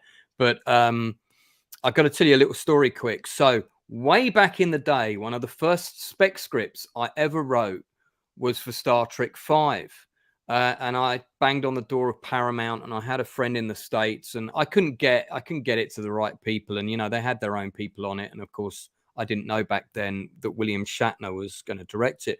But to give you a very quick overview, the basic plot was that there was an invasion of Federation space by a renegade Klingon. Sort of civil war had happened, and renegade Klingons decided to, and they had this huge device that could conceal their fleet that would reflect the universe. So they decimated the Federation fleet that was sent to combat them. And the big action sequence with Kirk that I wrote in the script was that he went to Starfleet Academy to this museum space station, and he got all the students to man all the old ships, and that's how they were able to suddenly get a fleet of 40 ships in my script to come and rescue the beleaguered Federation fleet that was nearly destroyed. And it was a big space battle, the likes of which you got to see in Deep Space Nine. And I always thought we'd never had a Star Trek movie where you had a battle on that scale before. Didn't get anywhere with it, of course. Now we have this episode of Picard where what happens? They go to a space station with a museum with all the old ships on it. And I was going like, oh my God, somebody actually thought of this idea. And my bet is that there might be something similar, because the Federation is so infested now with agents and people from the Link and what's going on there. And there's been some kind of civil war within the Link. We don't know the full story yet, because I love the Dominion War storyline. I think it was one of the best continued storylines in the show ever of the whole Star Trek franchise. I'm a massive Deep Space Nine fan, got a big model of the ship next door. And yeah, so I think there might be something where they might come back to this museum and they might need to use these ships in some kind of rescue mission with a whole load of like young crewmen. I'd love to see that. I wouldn't care that it was similar to my idea. And that was way back when. No one would have ever read it now. But yeah, brilliant episode. It was so good. And I'm loving this whole season, and I haven't seen any episodes of season 2. Well, you don't have to have watched seasons 1 and 2 in order to enjoy season 3, because season 3 feels like it's a continuation of the Next Generation versus Picard's seasons 1 and 2. So Dimajanai for the $2. Imagine if Picard had started here. Imagine if Picard had started here and this had been season 1. Oh my God! It would. As far as I'm concerned, it has. Yeah, there you go. Dimajanai for the $2 super chat. Thank you, Dimajanai. I so appreciate you supporting the channel. Says, thanks for the shout out. I'm nowhere near Lord Callus. And yes, you're right. Lord Callus is the Grand Master. I'm going to call him that. All praise to him. But thank you as well, Dimajanai. I so appreciate the super chat. It is so kind of you to do that. And guys, we are talking about this. Tom was saying last week, Rod showed up and we did 3 hours of a watch party talking about the episode with him. It is true. In the middle of the night on PGS Treks, which is a show I do with Julian Mushkin. Robert happened to be watching along. He jumped into the show. It ended up being a 3-hour show. It's normally a 1-hour show. We had so much fun talking about Picard, but there's a lot to talk about in the season. And I think it is very interesting. We get to see these. We get to see these again. I just remembered I had this on the shelf behind me. I'll see if I can get it open. It's unbelievable that we are, as Tom calls, ship porn galore. It really was amazing to see this. Mario says that season 3 should have another name. As that's what Robert keeps saying, that it should be called something else. I can't remember what it should be called Not Ship Picard, or I don't know. Maybe that's too unsubtle. I think he said it was the Next Generation something, Irene says, but I was getting much needed sleep. Yeah, Irene, I needed the sleep and I didn't get it. But something, Irene, you can still watch it. And Gary Bando Sandwich Worthington says, I am here cloaked. Yes, we didn't see you. And that was an important part of the episode as we look at this. I'm just going to share the screen here about the season 3. And of course, it sends up advertisements. Star Trek Picard season 3. The pieces are falling into place. LeVar Burton makes his return as Geordi LaForge as Picard looks for allies who can help him with the crew of Titan. There you can see, of course, Riker Picard and Gates McFadden and Jerry Ryan there, respectively, as the Doctor and Seven. With the 6th episode and final season, some of the biggest questions are finally answered. However, those answers create even more questions. I didn't know until recently that Jerry Ryan actually dated one of the main producers of Star Trek Voyager for like a really long time. I mean, they were together for a good nearly a decade, I think. Wow. Well, good for her. And I can't blame him. Good taste, sir. She looked fantastic then. She looks even better now. I don't know what she's doing, but whatever Jerry Ryan is doing, just keep doing it, because I love the Yeah. way Jerry Ryan looks in this. I can't get enough of her. I especially love when she sits down and starts to talk so intimately about how much she loved Voyager and what it meant to her and how she grew up on that ship. And I had asked this question of Julian and maybe of Robert: is Seven going to find another family like she had on Voyager, Lance?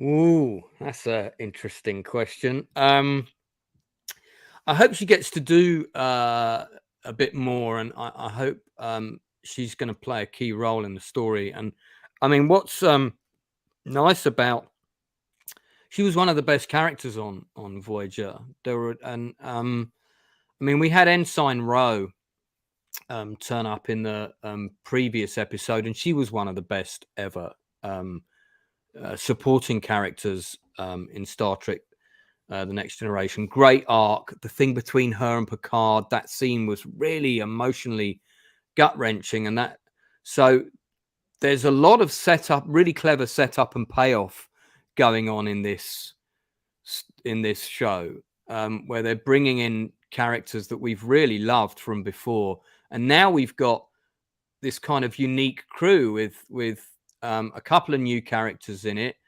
All our favorites are back from the original show. I actually have to say, and listen, I know I'm going to be in the minority here, I would have liked to have seen Will Wheaton come back on this show, because they didn't kill him off, as far as I'm aware. He kind of went away, didn't he? And he left Starfleet Academy, and then there was that episode with him and the Traveler, and I'm trying to think back to I think he everything was now. groomed too. I think that Traveler groomed him. And her son was kind of taken away in a very kind of suspicious way, as far as I'm concerned. I didn't like the Yeah, way he went off with that creepy guy. He was creepy. that He was that creepy. that character was played by the actor who played Huckleberry Finn in the 1970s Tom Sawyer Huckleberry Finn show. I think it's the same actor, and he's a really good actor, that kid. He's not a kid now, but very underrated actor. You might have seen him in films like Stakeout with Richard Dreyfuss and Emilio Estevez. He was one of the two bad guys in that. But I think it would be, listen, I know he's not coming back, because I'm pretty sure that would have leaked if he was coming back. And I know back in the day it was a bit trendy to kind of hate Geordie LaForge and all that. Not Geordie LaForge. What was the name of his character? Will Wheaton's Will. character.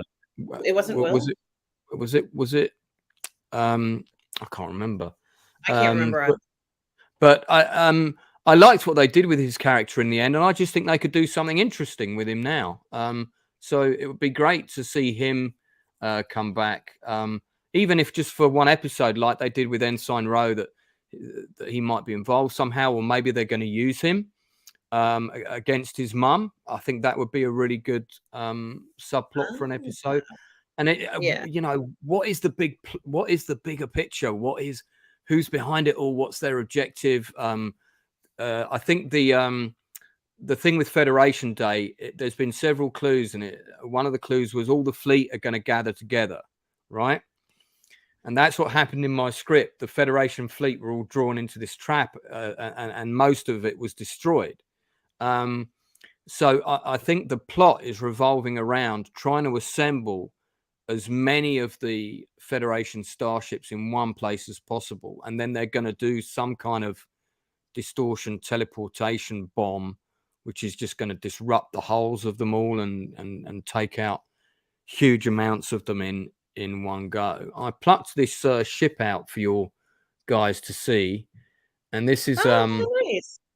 yeah, because that box set that I showed you, you get the bird of prey, and you get it in 3 poses. So this is like the standard pose, but this is great. This is very kind of Star Trek 4, save the whale above the ship, and then you've got another one, the third one, which is here. And I thought, well, I'll get this box set because that's 3 3 models for the price of 1. And by the way, people that are watching, I made a Star Trek Space Combat game. It's not for sale or anything. I just play with it with my friends for fun. In fact, I'm pretty sure you're going to have a game of it fairly soon. And and it's great fun. And we have like 4 or 5 ships per side. And I managed to get some guy was selling 120 of these, all different ships on eBay. And I had 3 of us bidding for it to make sure I won it. And I got it for like $170. And these models are like $25 each. And now the company that made them, Eagle Moss, has now gone out of business. So now they're all completely like collectible. You can't get them anymore. So that's how I got so many of them in one go. And I got them specifically for the game. I thought, well, if I win the bid, I'll make that game that I used to play in the 90s. Somebody's mentioned Amanda Plummer. She's great in it, isn't she? She's having so much fun in it. But Mario does not care for Amanda Plummer's performance, and that's okay. You know, that's his. Well, really? He doesn't care for it, and we understand. Certainly here on the channel, we understand. You know, you can't like everything. So, no. That was it. Wesley. Wesley was Will Wheaton's character. We knew it began with W. Oh, Wes. That's right. Yeah, Wes. And right. Tom Jr. Jackson says to make sure you check out Gary Bando Sandwich Worthington's channel. We will. For the name alone. Yes, the Next Generation crew assembled. We have Stubble here. I love the Star Wars Expanded Universe. I would have loved adaptations of New Jedi Order and Legacy of the Jedi. I think they still could do an adaptation of Scoundrels, which is basically Oceans. Wait a minute. Have you read the books, Stubble? We need to talk. If you've read these books, Stubble, because I had someone to review some of these books on the channel. And I do want to thank Tom Jr. Jackson for the $2 super sticker. Thank you, Tom. You didn't have to do that. That is so kind of you.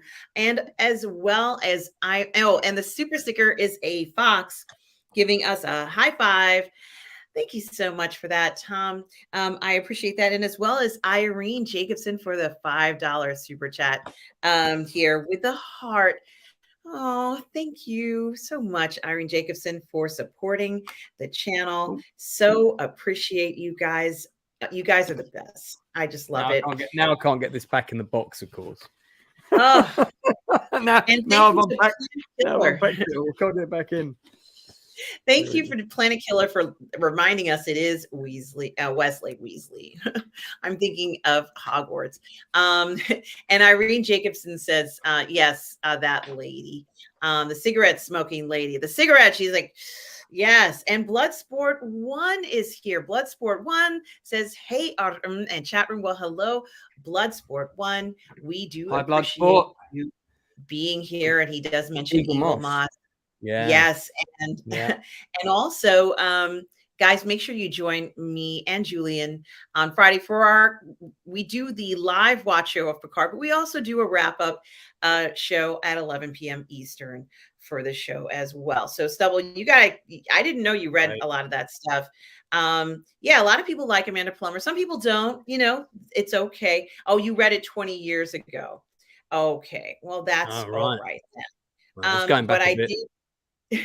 I did just want to mention thank you so much to Irene and to Tom Jr. Jackson. Tom for the Fox sticker. I don't know why it doesn't show up in StreamYard. It's a fox giving a high five. I love that. And Irene Jacobson for the heart. Irene, we love you too. But you know something, Lance, when I was watching this episode as well, although you can't see it in the picture that I'm showing you, we got to see that museum that you spoke about. You said that was on your mind, Lance. And the first thing that I said, and I knew they were going to the museum. We knew that at the beginning because we saw the panels at the end of episode 1. But the thing that I thought was really interesting is that I immediately said, I want to go. And what's interesting too, is that I didn't look at the museum as a dry dock for the ships, because the ships are AI. They're all artificial intelligence. So I looked at it as their retirement place. And I kind of see the ships, the older ships, being able to be in a place where they can talk and communicate with one another. Now, they said that the system was integrated. The new ships are integrated, but I know there's no indication or proof that the old ships are integrated as well. But I have a feeling that the communication between these old ships might be the key to helping them beat whatever it is, and the reason why Yeah.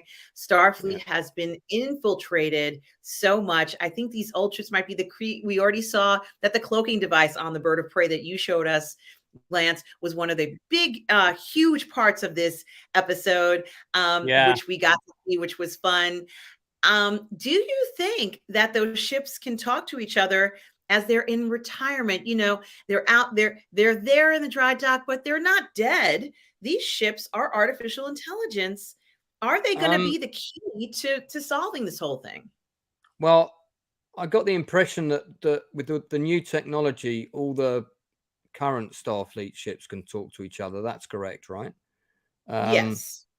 and I think that's going to be their Achilles heel. And I think somehow when they all assemble for Federation Day, um, they're probably going to get either all infiltrated and they're all simultaneously going to get shut down and dead in space. Do you remember the Breen had that weapon where they would fire an energy discharge, and it's in the Dominion War, and if it hits a ship, it sucks all the power out of it, all your systems go dead, renders you inoperable for several minutes, and of course during that time you've got no shields and no weapons, so you're doing your Wrath of Khan impression, where's the overdrive, and suddenly you're getting shot at. So I have a feeling that that's going to turn out to be something that's going to be used against the Federation. I think where the museum's going to come in is actually, I think they've all been deactivated, so they're not on that network, which means maybe they'll end up being some kind of rescue fleet, or they'll get used to somehow aid. I mean, I'd love it if that happened. It may not. Maybe we're never going to see the museum in the show again. Such a shame if that's the case. But I think it's going to be that they're not on the network, and I might have, look, there's a lot of Star Trek techno bollocks, as we call it in the UK, when they're talking about quantum drives and can you fix the collaborator above the warbulator and that sort of thing, and all of that goes in one ear and out the other for me. I'm listening for the plot and character stuff, but a lot of people love that stuff. They write tech books about it, and you can get all kinds of merchandise, books and things about how the warp drive works and whatnot. Not my idea of fun bedtime reading, but yeah, I don't know. We'll see. We'll see. It's all gonna be revealed. Yeah. Well, It'd be nice. what else on the ship, Lance, honestly, we saw the bird of prey, it was cloaked. What else on any of those ships could be used at this point? I'm just curious. I can't think of anything. They already have the cloaking device, which is great. I'm just trying to think in my mind. I can't think of any other types of special weapons or abilities that these other ships have, because remember, Worf said it was superior Klingon technology, boy, wasn't it wonderful to hear Worf talk about how when relationships end on his planet, it's usually in bloodshed. I mean, it's interesting that he said that, because I mean, look, if I'm wrong, I'm sure Thalia or someone in the chat's going to jump on me. But the reason that the Klingons had cloaking devices was because of a peace pact that they had with the Romulans. And certainly in old Star Trek lore, the Klingons traded disruptor technology, because remember, the old warbirds didn't have phasers or disruptors. They had that fireball weapon thing that dissipated in the original show. And so the Klingons got a limited number of cloaking devices installed on several of their ships by Romulan technicians, who went to great pains to make sure that the Klingons couldn't replicate the technology themselves. So they were always going to have to be buying it, but they wouldn't be able to create it. And in exchange, the Klingons gave the Romulans disruptor technology. And Lance, can you hold the show for 1 second? I have a phone call. Okay, I'll be right back. I can. I will fill in as best I can. All right. So RM's gone for a phone call. So there's nothing like coming on the show at the last minute and filling in. Talking about the Eagle Moss collection, because Thalia mentioned it earlier. Yeah, look, their range is really impressive. In fact, I think I've got the catalogue behind me somewhere for their range. And they did ships for Aliens. They did stuff for The Expanse, miniature die-cast things. They're all in the other room, but I might grab a couple to show you when RM comes back. But unfortunately, guys, that company has gone bust. It went into receivership, I think, just before Christmas. And it's really difficult to get hold of that stuff now. But certainly in the Star Trek lore that I know, the reason that the Klingons have got cloaking devices is because the Romulans gave them a limited number, but not because they had the technology. But that Star Trek lore from like Star Trek 4, Star Trek 5 time. And of course, we're way in the future now. So I'm pretty sure that cloaking technology is probably a bit more readily available. So what do people think in the chat? How are people liking Picard? So was this the best episode for you guys so far? I mean, what are people saying here? How are you liking it? Because I mean, for me, it was some of the best writing. I love the banter between the crew. You've got, Riker and Picard jostling with each other. There's a lot of ego back and forth, but the actors you can tell that they're clearly loving it. They're really enjoying themselves.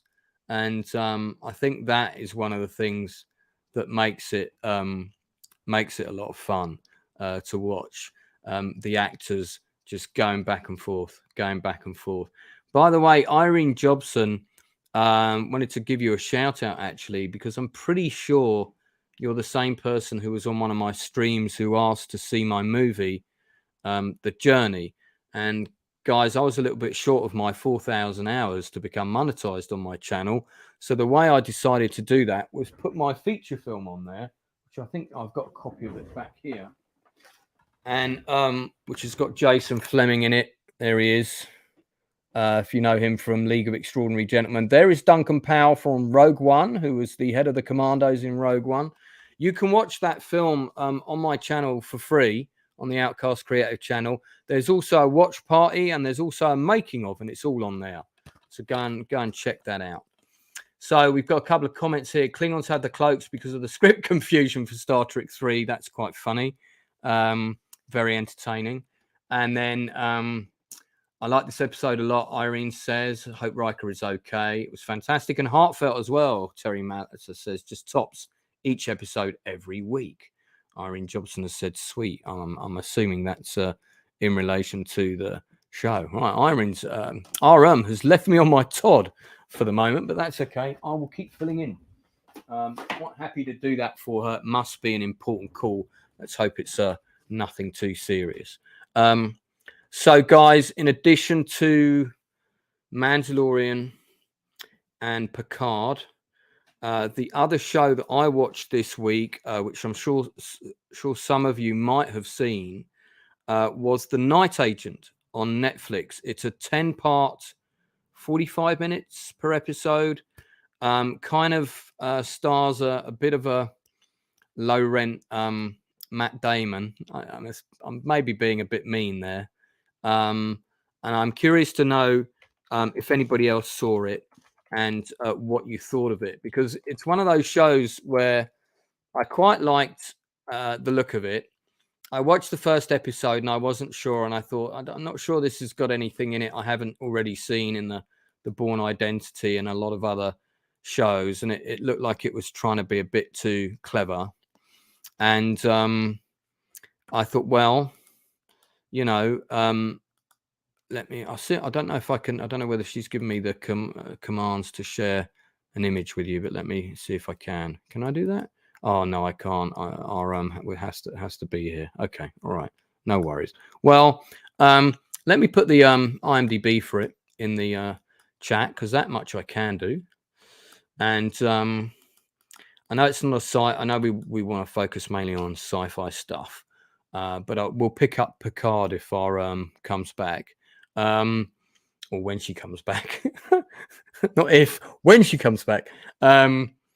that's The Night Agent. It stars a couple of very well-known faces in some of the supporting roles, but the lead actor, Gabriel Basso, who plays sort of Agent Peter Sutherland, he's a guy who stopped a terrorist attack, but his he lives in the shadow of his father, who sort of did some dodgy things, and he gets caught up in a plot to assassinate the president and a visiting ambassador. And there's twist upon twist upon twist. It's very Born Identity. It's got some good action sequences in it, some good performances, some not so good performances. Did anybody else see that show? If you did, curious to know what you thought about it, because that was one of the shows that I watched this week. And you know what I do with a lot of new TV shows, because there's so much stuff out there, I'll put it on in the background. I've normally got a TV to my left just over here, and I'll put one on, and I'll carry on doing my work, because I'm mainly working from home, because I'm predominantly a writer, about to direct a play in a few weeks. And if it starts distracting me from my work too much, then I turn it off, and then I'll watch it again when I go to bed. So I got to I think I got through 2 or 3 episodes of The Night Agent before it started distracting me. And I thought, actually, now I need to watch this properly, because I want to follow it.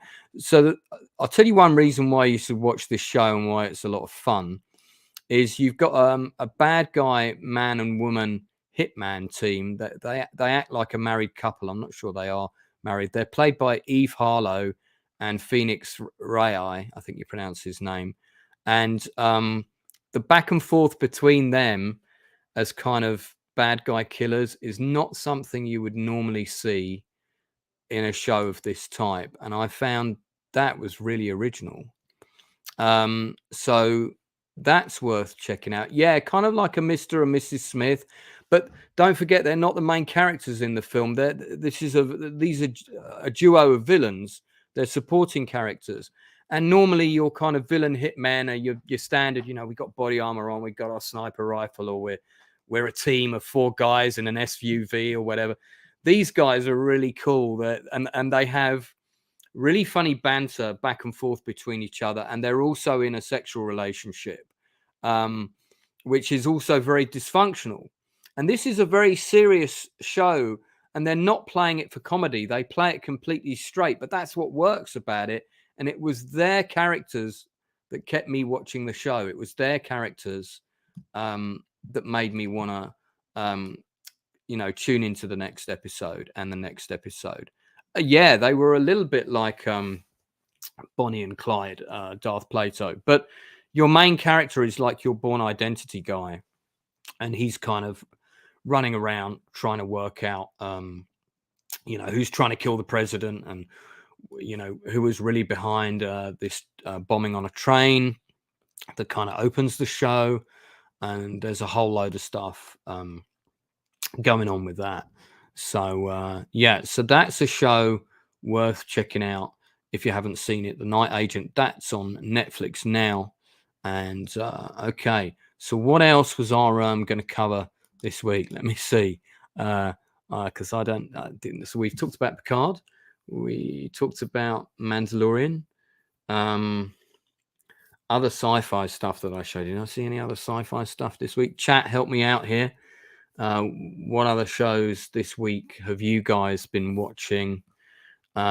Stick some names in the chat, and I'll tell you if I've seen it. Tom Angel, School Spirit, Walmart, Matt Damon. I mean, do you know what? Listen, the actor looks a bit like a Matt Damon type. And actually, at first, I thought, I'm not sure this actor can carry this show. But I'll give him his credit. He actually really warmed to me. Listen, it's all right. If you want to mention a show that's not sci-fi, I'm sure our won't mind if we stray from the usual milieu while I'm filling in, because I am filling in here. But yeah, that's... that actor's name is Gabriel Basso. I'm going to put his IMDb in the chat so you guys can check out who he is. I mean, he's easy on the eye for the ladies. Boom, there you go. That's him. Oh, she's back. Yeah, I'm sorry, Thank God. My mother is that was her doctor, and I had to speak to her doctor Right. because it was very important that I speak to him right now. She is fine. Mummy is fine, but I Okay, had good. to speak to him when he called. I had to take that call. As soon as we're done with the stream, I'm heading directly over to where Mummy is. But I had to go ahead and take that. And Lance, I do want to thank you for doing that because there would be no way for me to have done that while I was doing the show on my own, which would have kind of been a bit of a disaster as I had to leave the show. But thank you, Lance, so much for taking over for that thing. I just had to Just, take that call, just, guys. It was really just think important. of me as your Jedi guardian angel with an English accent like Lance. Alec Guinness, who comes wandering into your life and helps you solve a few problems and then wanders out again. There we go. Oh my gosh. Thank you. Well, we Thank you we so talked. much. We wrapped up Picard. I didn't think we kind of got to the end of that. Although, I mean, there's more you and I could probably say about it. I talked about, was just thinking about other shows I'd seen this week, and I talked about The Night Agent, which I thought was a pretty Yes. decent show. It was Um, so good. I've been watching it. It's I great. was I was surprised how good it was because, as I was explaining to chat, there's so much television now. You can't watch it all. You just can't. It's impossible. And so what I do is when I'm working, I'll put Netflix or Amazon on or whatever, and I'll look through and I think, okay, that looks kind of interesting, and I'll put it on, and I'll carry on working on my latest script or book or whatever. And if I find I'm getting too distracted and I have to keep stopping to watch the show, then I turn it off, and it's like, okay, that's one for when I end my working day, because I always write at least a minimum of 4 hours a day, usually 8 to 10. So and that's what happened with it. I got about 2 episodes in and I thought, actually, I need to watch this properly now. And I was saying that the thing that I think makes it really great is that oh, bless you, look, aren't they being so lovely? You're too kind, guys, too kind, as Dandy Dan would say. It's the bad guy couple, the hitmen, or hitman woman team, Yes. the Yes. assassins. They are great in the show, and for me, it's them that made it like a bit different. And I thought I like the interplay between these two characters. I mean, you hate them as well because they're deliciously evil. And then actually, as time went on, Gabriel Basso, who's IMDb, I just dropped in the chat earlier.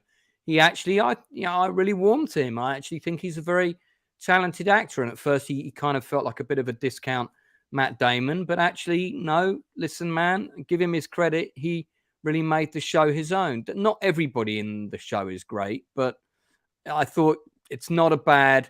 It is a bit of a Born Identity kind of, and how many twists can we pack into this show? It's one of those, and they really do pack a bit too many in. I think a bit too many people turn out to be a bad guy and whatnot, and they set it up quite well for a second season, and I'd quite like to see a second season actually. So I hope they get one. Yeah, it's good Absolutely. show. I hope they do get one. Absolutely. Irene, he is smoking hot. Sorry, Lance. Absolutely. He is smoking hot. I love this guy. Let's Irene, I move. just need to tell you, I'm not that young. I am 50, but thank you for the compliment, Irene. She says, I like my guys a little older. Well, you know something, Irene, we can wait for him to get a little bit older. I had the same thing with Chris Pine. He matured into a very nice, mature man. But you know something, Lance, when you were talking about toxic male and how women do like to see, and people who like men like to see attractive men, and this guy is attractive. And so that's the first thing that we noticed. There is that. I really do think that he has a lot of chemistry with his on-screen star, the young woman. They have a lot of chemistry, Lance. It's hot. I'm waiting for the connection, Yeah. Lance. They better have some kind of connection in this thing, Lance. Oh yeah. Trust me, that connection's coming. Yeah, I don't Woo! know how many episodes in you. Listen, I watched the show. I saw 7 episodes in one day, and then 3 the following day. I'm watching Daisy and the Six at the moment, and I'm on the last couple of episodes of that. That was another show that Yes. I put on in the background and thought, oh, a show about a band. How good is this going to be? but it's actually a really good show. It's really well acted. The cast, the leads in the show, Daisy and the Six is also on Amazon. Really good Mhm. show. Really liked it. And oh yeah, that's the female lead in. And she's in smoking hot too. I can't she wait for these is. 2 to oh god, it's gonna Yeah, be good. yeah. She's Oh. yeah. She made me wish I Woo. was 28 again for sure.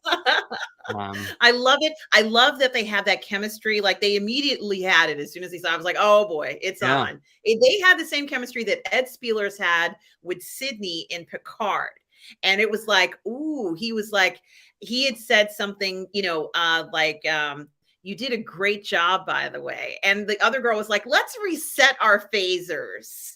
Let's reset our phasers. And I was like, yeah, yeah, I got to use that line. Let's yeah, reset yeah, our phasers. And of course, Jordy says, stay away from my daughter. And of course, we know that had a yeah, double meaning, guys. But yeah, yeah, yeah. Funny story about Ed Spielers is I don't know if you've noticed, but he is actually a dead ringer for a younger Jason Fleming, right? So there's Jason in the oh, middle there. how See? about that? How about And you can that? see the similarity between him and Ed. And let me just show that. There you go. So Ed Spielers Yes, yes, he really is. really Yes. looks like Jason. And I wrote a movie where Jason and I play brothers in it, and I play the younger brother, and Jason plays the older one. And my character's just come out of prison, and we were going to shoot this about a year ago. It was written for to be shot for almost no money. And I wrote a part in it for like every name actor that I know. So my friend Sharon Duncan Brewster, who was in June, she was going to be in it, and we needed somebody to play the young Fleming because it's two timelines. So there's another actor called Anthony Fletcher who was going to play the young me, who I might be able to show you a picture of if I can find him. And we contacted Ed Spieler's agent just to check his availability, and they said, nope, sorry, he's unavailable for like the next however long it was. It was a period of over a year, and I thought, God damn it, what's he filming? And of course, it Was it turns out Downton? it was no. This he would probably have been filming Picard, I think. Yeah, and he's pretty Oh. he's pretty busy. Oh, you've just had a lovely super chat there for $10. Oh, wow. Thank you. Thank you so much to Sandy Q saying, I love Sunday brunch. I'm usually Yeah. hiking on weekends and can't often chat, but I listen often. Oh, XOXO. Well, Sandy Q, XOXO, right back to you. We love you guys who tune into Sunday brunch. You make it so much fun. I love to hear your comments and concerns and everything. Sandy Q for the $10 super chat. We so appreciate it. Thank you so much for the support. Thank you so much, Sandy Q. Thank you. It is so kind of you. Wow, that is great. And of course, this is a picture of Ed Spielers. And I thought maybe he was doing another Downton show. I mean, he kind of had left Downton for a while now. But yeah, you're right. He was filming no, he would have been Picard. on Picard. Yeah, he would have been on Picard for the period of time we were interested in for. But I don't think we would have got him for the money we could have offered anyway. But we thought it was worth. There's two actors. There's two actors that look just like Jason, and he's one of them. Yeah. Well, Lance, we are at the 2-hour mark, and this is where I usually stop the show. Lance, No worries. thank you for joining us today. For at the last minute, like I said, I don't like to ask people to fill in at the last minute, but you were more than gracious to do that. And Lance, where can people find you? Well, I've got a lot going on with my channel now. So because it's one of my New Year's resolutions was to take the channel more seriously and create weekly content. So I do a weekly roundup every Wednesday at 8 o'clock on the Outcast Creative channel. That's kind of a bit similar to this in the sense that I talk about the stuff that I've seen. So the one I just did, I talked about the Night Agent, and I talk about things like the latest South Park episode. If you haven't seen it, you should, because it's so funny about the work ethic of the young today and how they need to always include a day off every week for a mental health day and in their work schedule and stuff like that. It's just really, really funny. And then most Saturdays, I'm either doing a gut reaction or a retro review a little bit later, usually around 10 p.m. on the Outcast channel. And next Saturday, I'm doing a retro review of, wait for it, Beat Street. And I don't know if you Beat remember Street, this film, on the but this street. was Yeah, I remember Beat Street. This was a big hit in the UK, and I was all into hip hop and body popping and stuff, believe it or not. And Really? I used to do all that. I used to do all that. And all those films that came out, I know you wouldn't think it, would you? But yeah, I did. I used to break dance and everything. And when those films came out, there was Breakdance 2, there was Wild Style, Breaking, Electric Boogaloo, there was rapping, there was rapping, there was body rock, but this was the best movie, and this movie is still really good. Do you know that this was directed by Stan Latham, who is Sanaa Latham's dad? And I didn't know that was Sanaa Latham's dad. I love Sanaa Latham. Yeah, it was directed by Sanaa Latham's dad, produced by Harry Belafonte. And I've been reaching out to loads of the cast I've been tracking them down on Facebook. I'm trying to get one of them to come on the show. And I found Robert Taylor, who played the kid in it. But I so far I haven't been able to get any of them to respond. But I'm going to try and get one of them to come on the show. That's April the 1st, 10 o'clock my time. That'd be 5 p.m. East Coast time. And most Wednesdays and Saturdays, that's what I'm doing. And then if we do any industry interviews, we always work around the availability of the guest. But I had one of the original cast from Lost in Space said she wants to come on my channel and do an interview. She was also in Roger Corman's Battle Beyond the Stars. And but it's just finding a time slot when we can do it. But there's a whole load of interviews with actors. I just did Alan Graff, who did 222 films. You know, and he had loads of stories. He's worked on almost every single Walter Hill film but one. The only one he didn't work on was The Warriors. So he did, you know, another 48 Hours, and he did the bus flip in that, the prison bus. 14. My bus flipped 14 times or whatever. Yeah. I mean, he was a great guest as well. He was, and he gave us his time for free. And I'll tell you, the actor that I'm trying to get to come on at the minute is Tim Thomason, who did a lot of B movies in the 1980s. He was also in Uncommon Valor. He played Charts in Uncommon Valor, which is one of my favorite films. But he was Jack Death in the Trancers movies. So if you saw a lot of straight-to-video films in the 80s, I guarantee you've seen 4 or 5 films with Tim Thomason, and I really rate him as an actor. I've just got his agent's details. Bloodsport said Robert Taylor passed away. Did he? I found him on Facebook, and he looked pretty alive to me. Which Robert Taylor? Robert Taylor was in Beat Street, and there was a kid from one of the films who passed away. I think he actually got shot by the police. And I'm not sure if it's the same kid, but I found I found Robert Taylor's Facebook, and there was a picture of him that looked like it was taken last week. And it definitely is him, because Stan Latham and Sanaa Latham are both on his friends list. So I don't know, maybe if the information about him passing away was wrong, but I do remember I specifically actually went to check to see if he was still alive. But anyway, we shall. Yeah, Robert Taylor, who played Lee. According to IMDb, he's still alive, but maybe he did pass away. I don't know. I'll have to find out.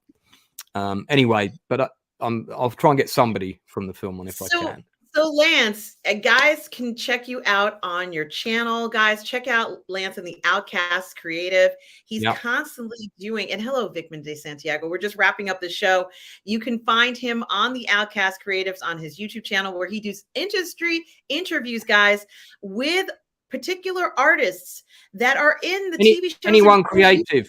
So if you want to send somebody my way and they're a creative, doesn't matter how big or small they are. If you've got an interesting project, you're doing your first comic, something like that, come on the channel and talk about it. I'd love to promote you, and also other YouTubers that we've got in your chat. I'm always up for having guest co-hosts as well. Like you said, it's all about mutual support. So by all means, come on and do a weekly roundup with me, or let's talk about an old favorite film of ours together. Whatever you want to talk about, send me a message and I'll be up for it probably. Absolutely, Lance. Thank you so much for helping me, especially since I had to take that call as well. You have always been a great friend No problem. as well, Lance, which is also part of this. Thank you. And guys, you can always find me here on Positive Fandom. I want to say thank you to Tom Jr. Jackson. We are all goof people, my moderator, collaborator, and friend, as well as to everybody in the chat. Just want to thank everybody for the support. You can find me on the Burnettwork. As you know, I'm the content creative director of the Burnettwork. So you can find me there doing streams as well. But you can also find me streaming with Lorena Creole as well as the 1/6 Scale Man Network, guys. So please do check me out on those channels. Thank you all for watching today. It's been such a great Sunday brunch. As Retro Nerd Girl says, have a great Sunday all. And guys, remember, no matter where you are in the galaxy, always remember to please be kind. To be kind. Take care, everybody.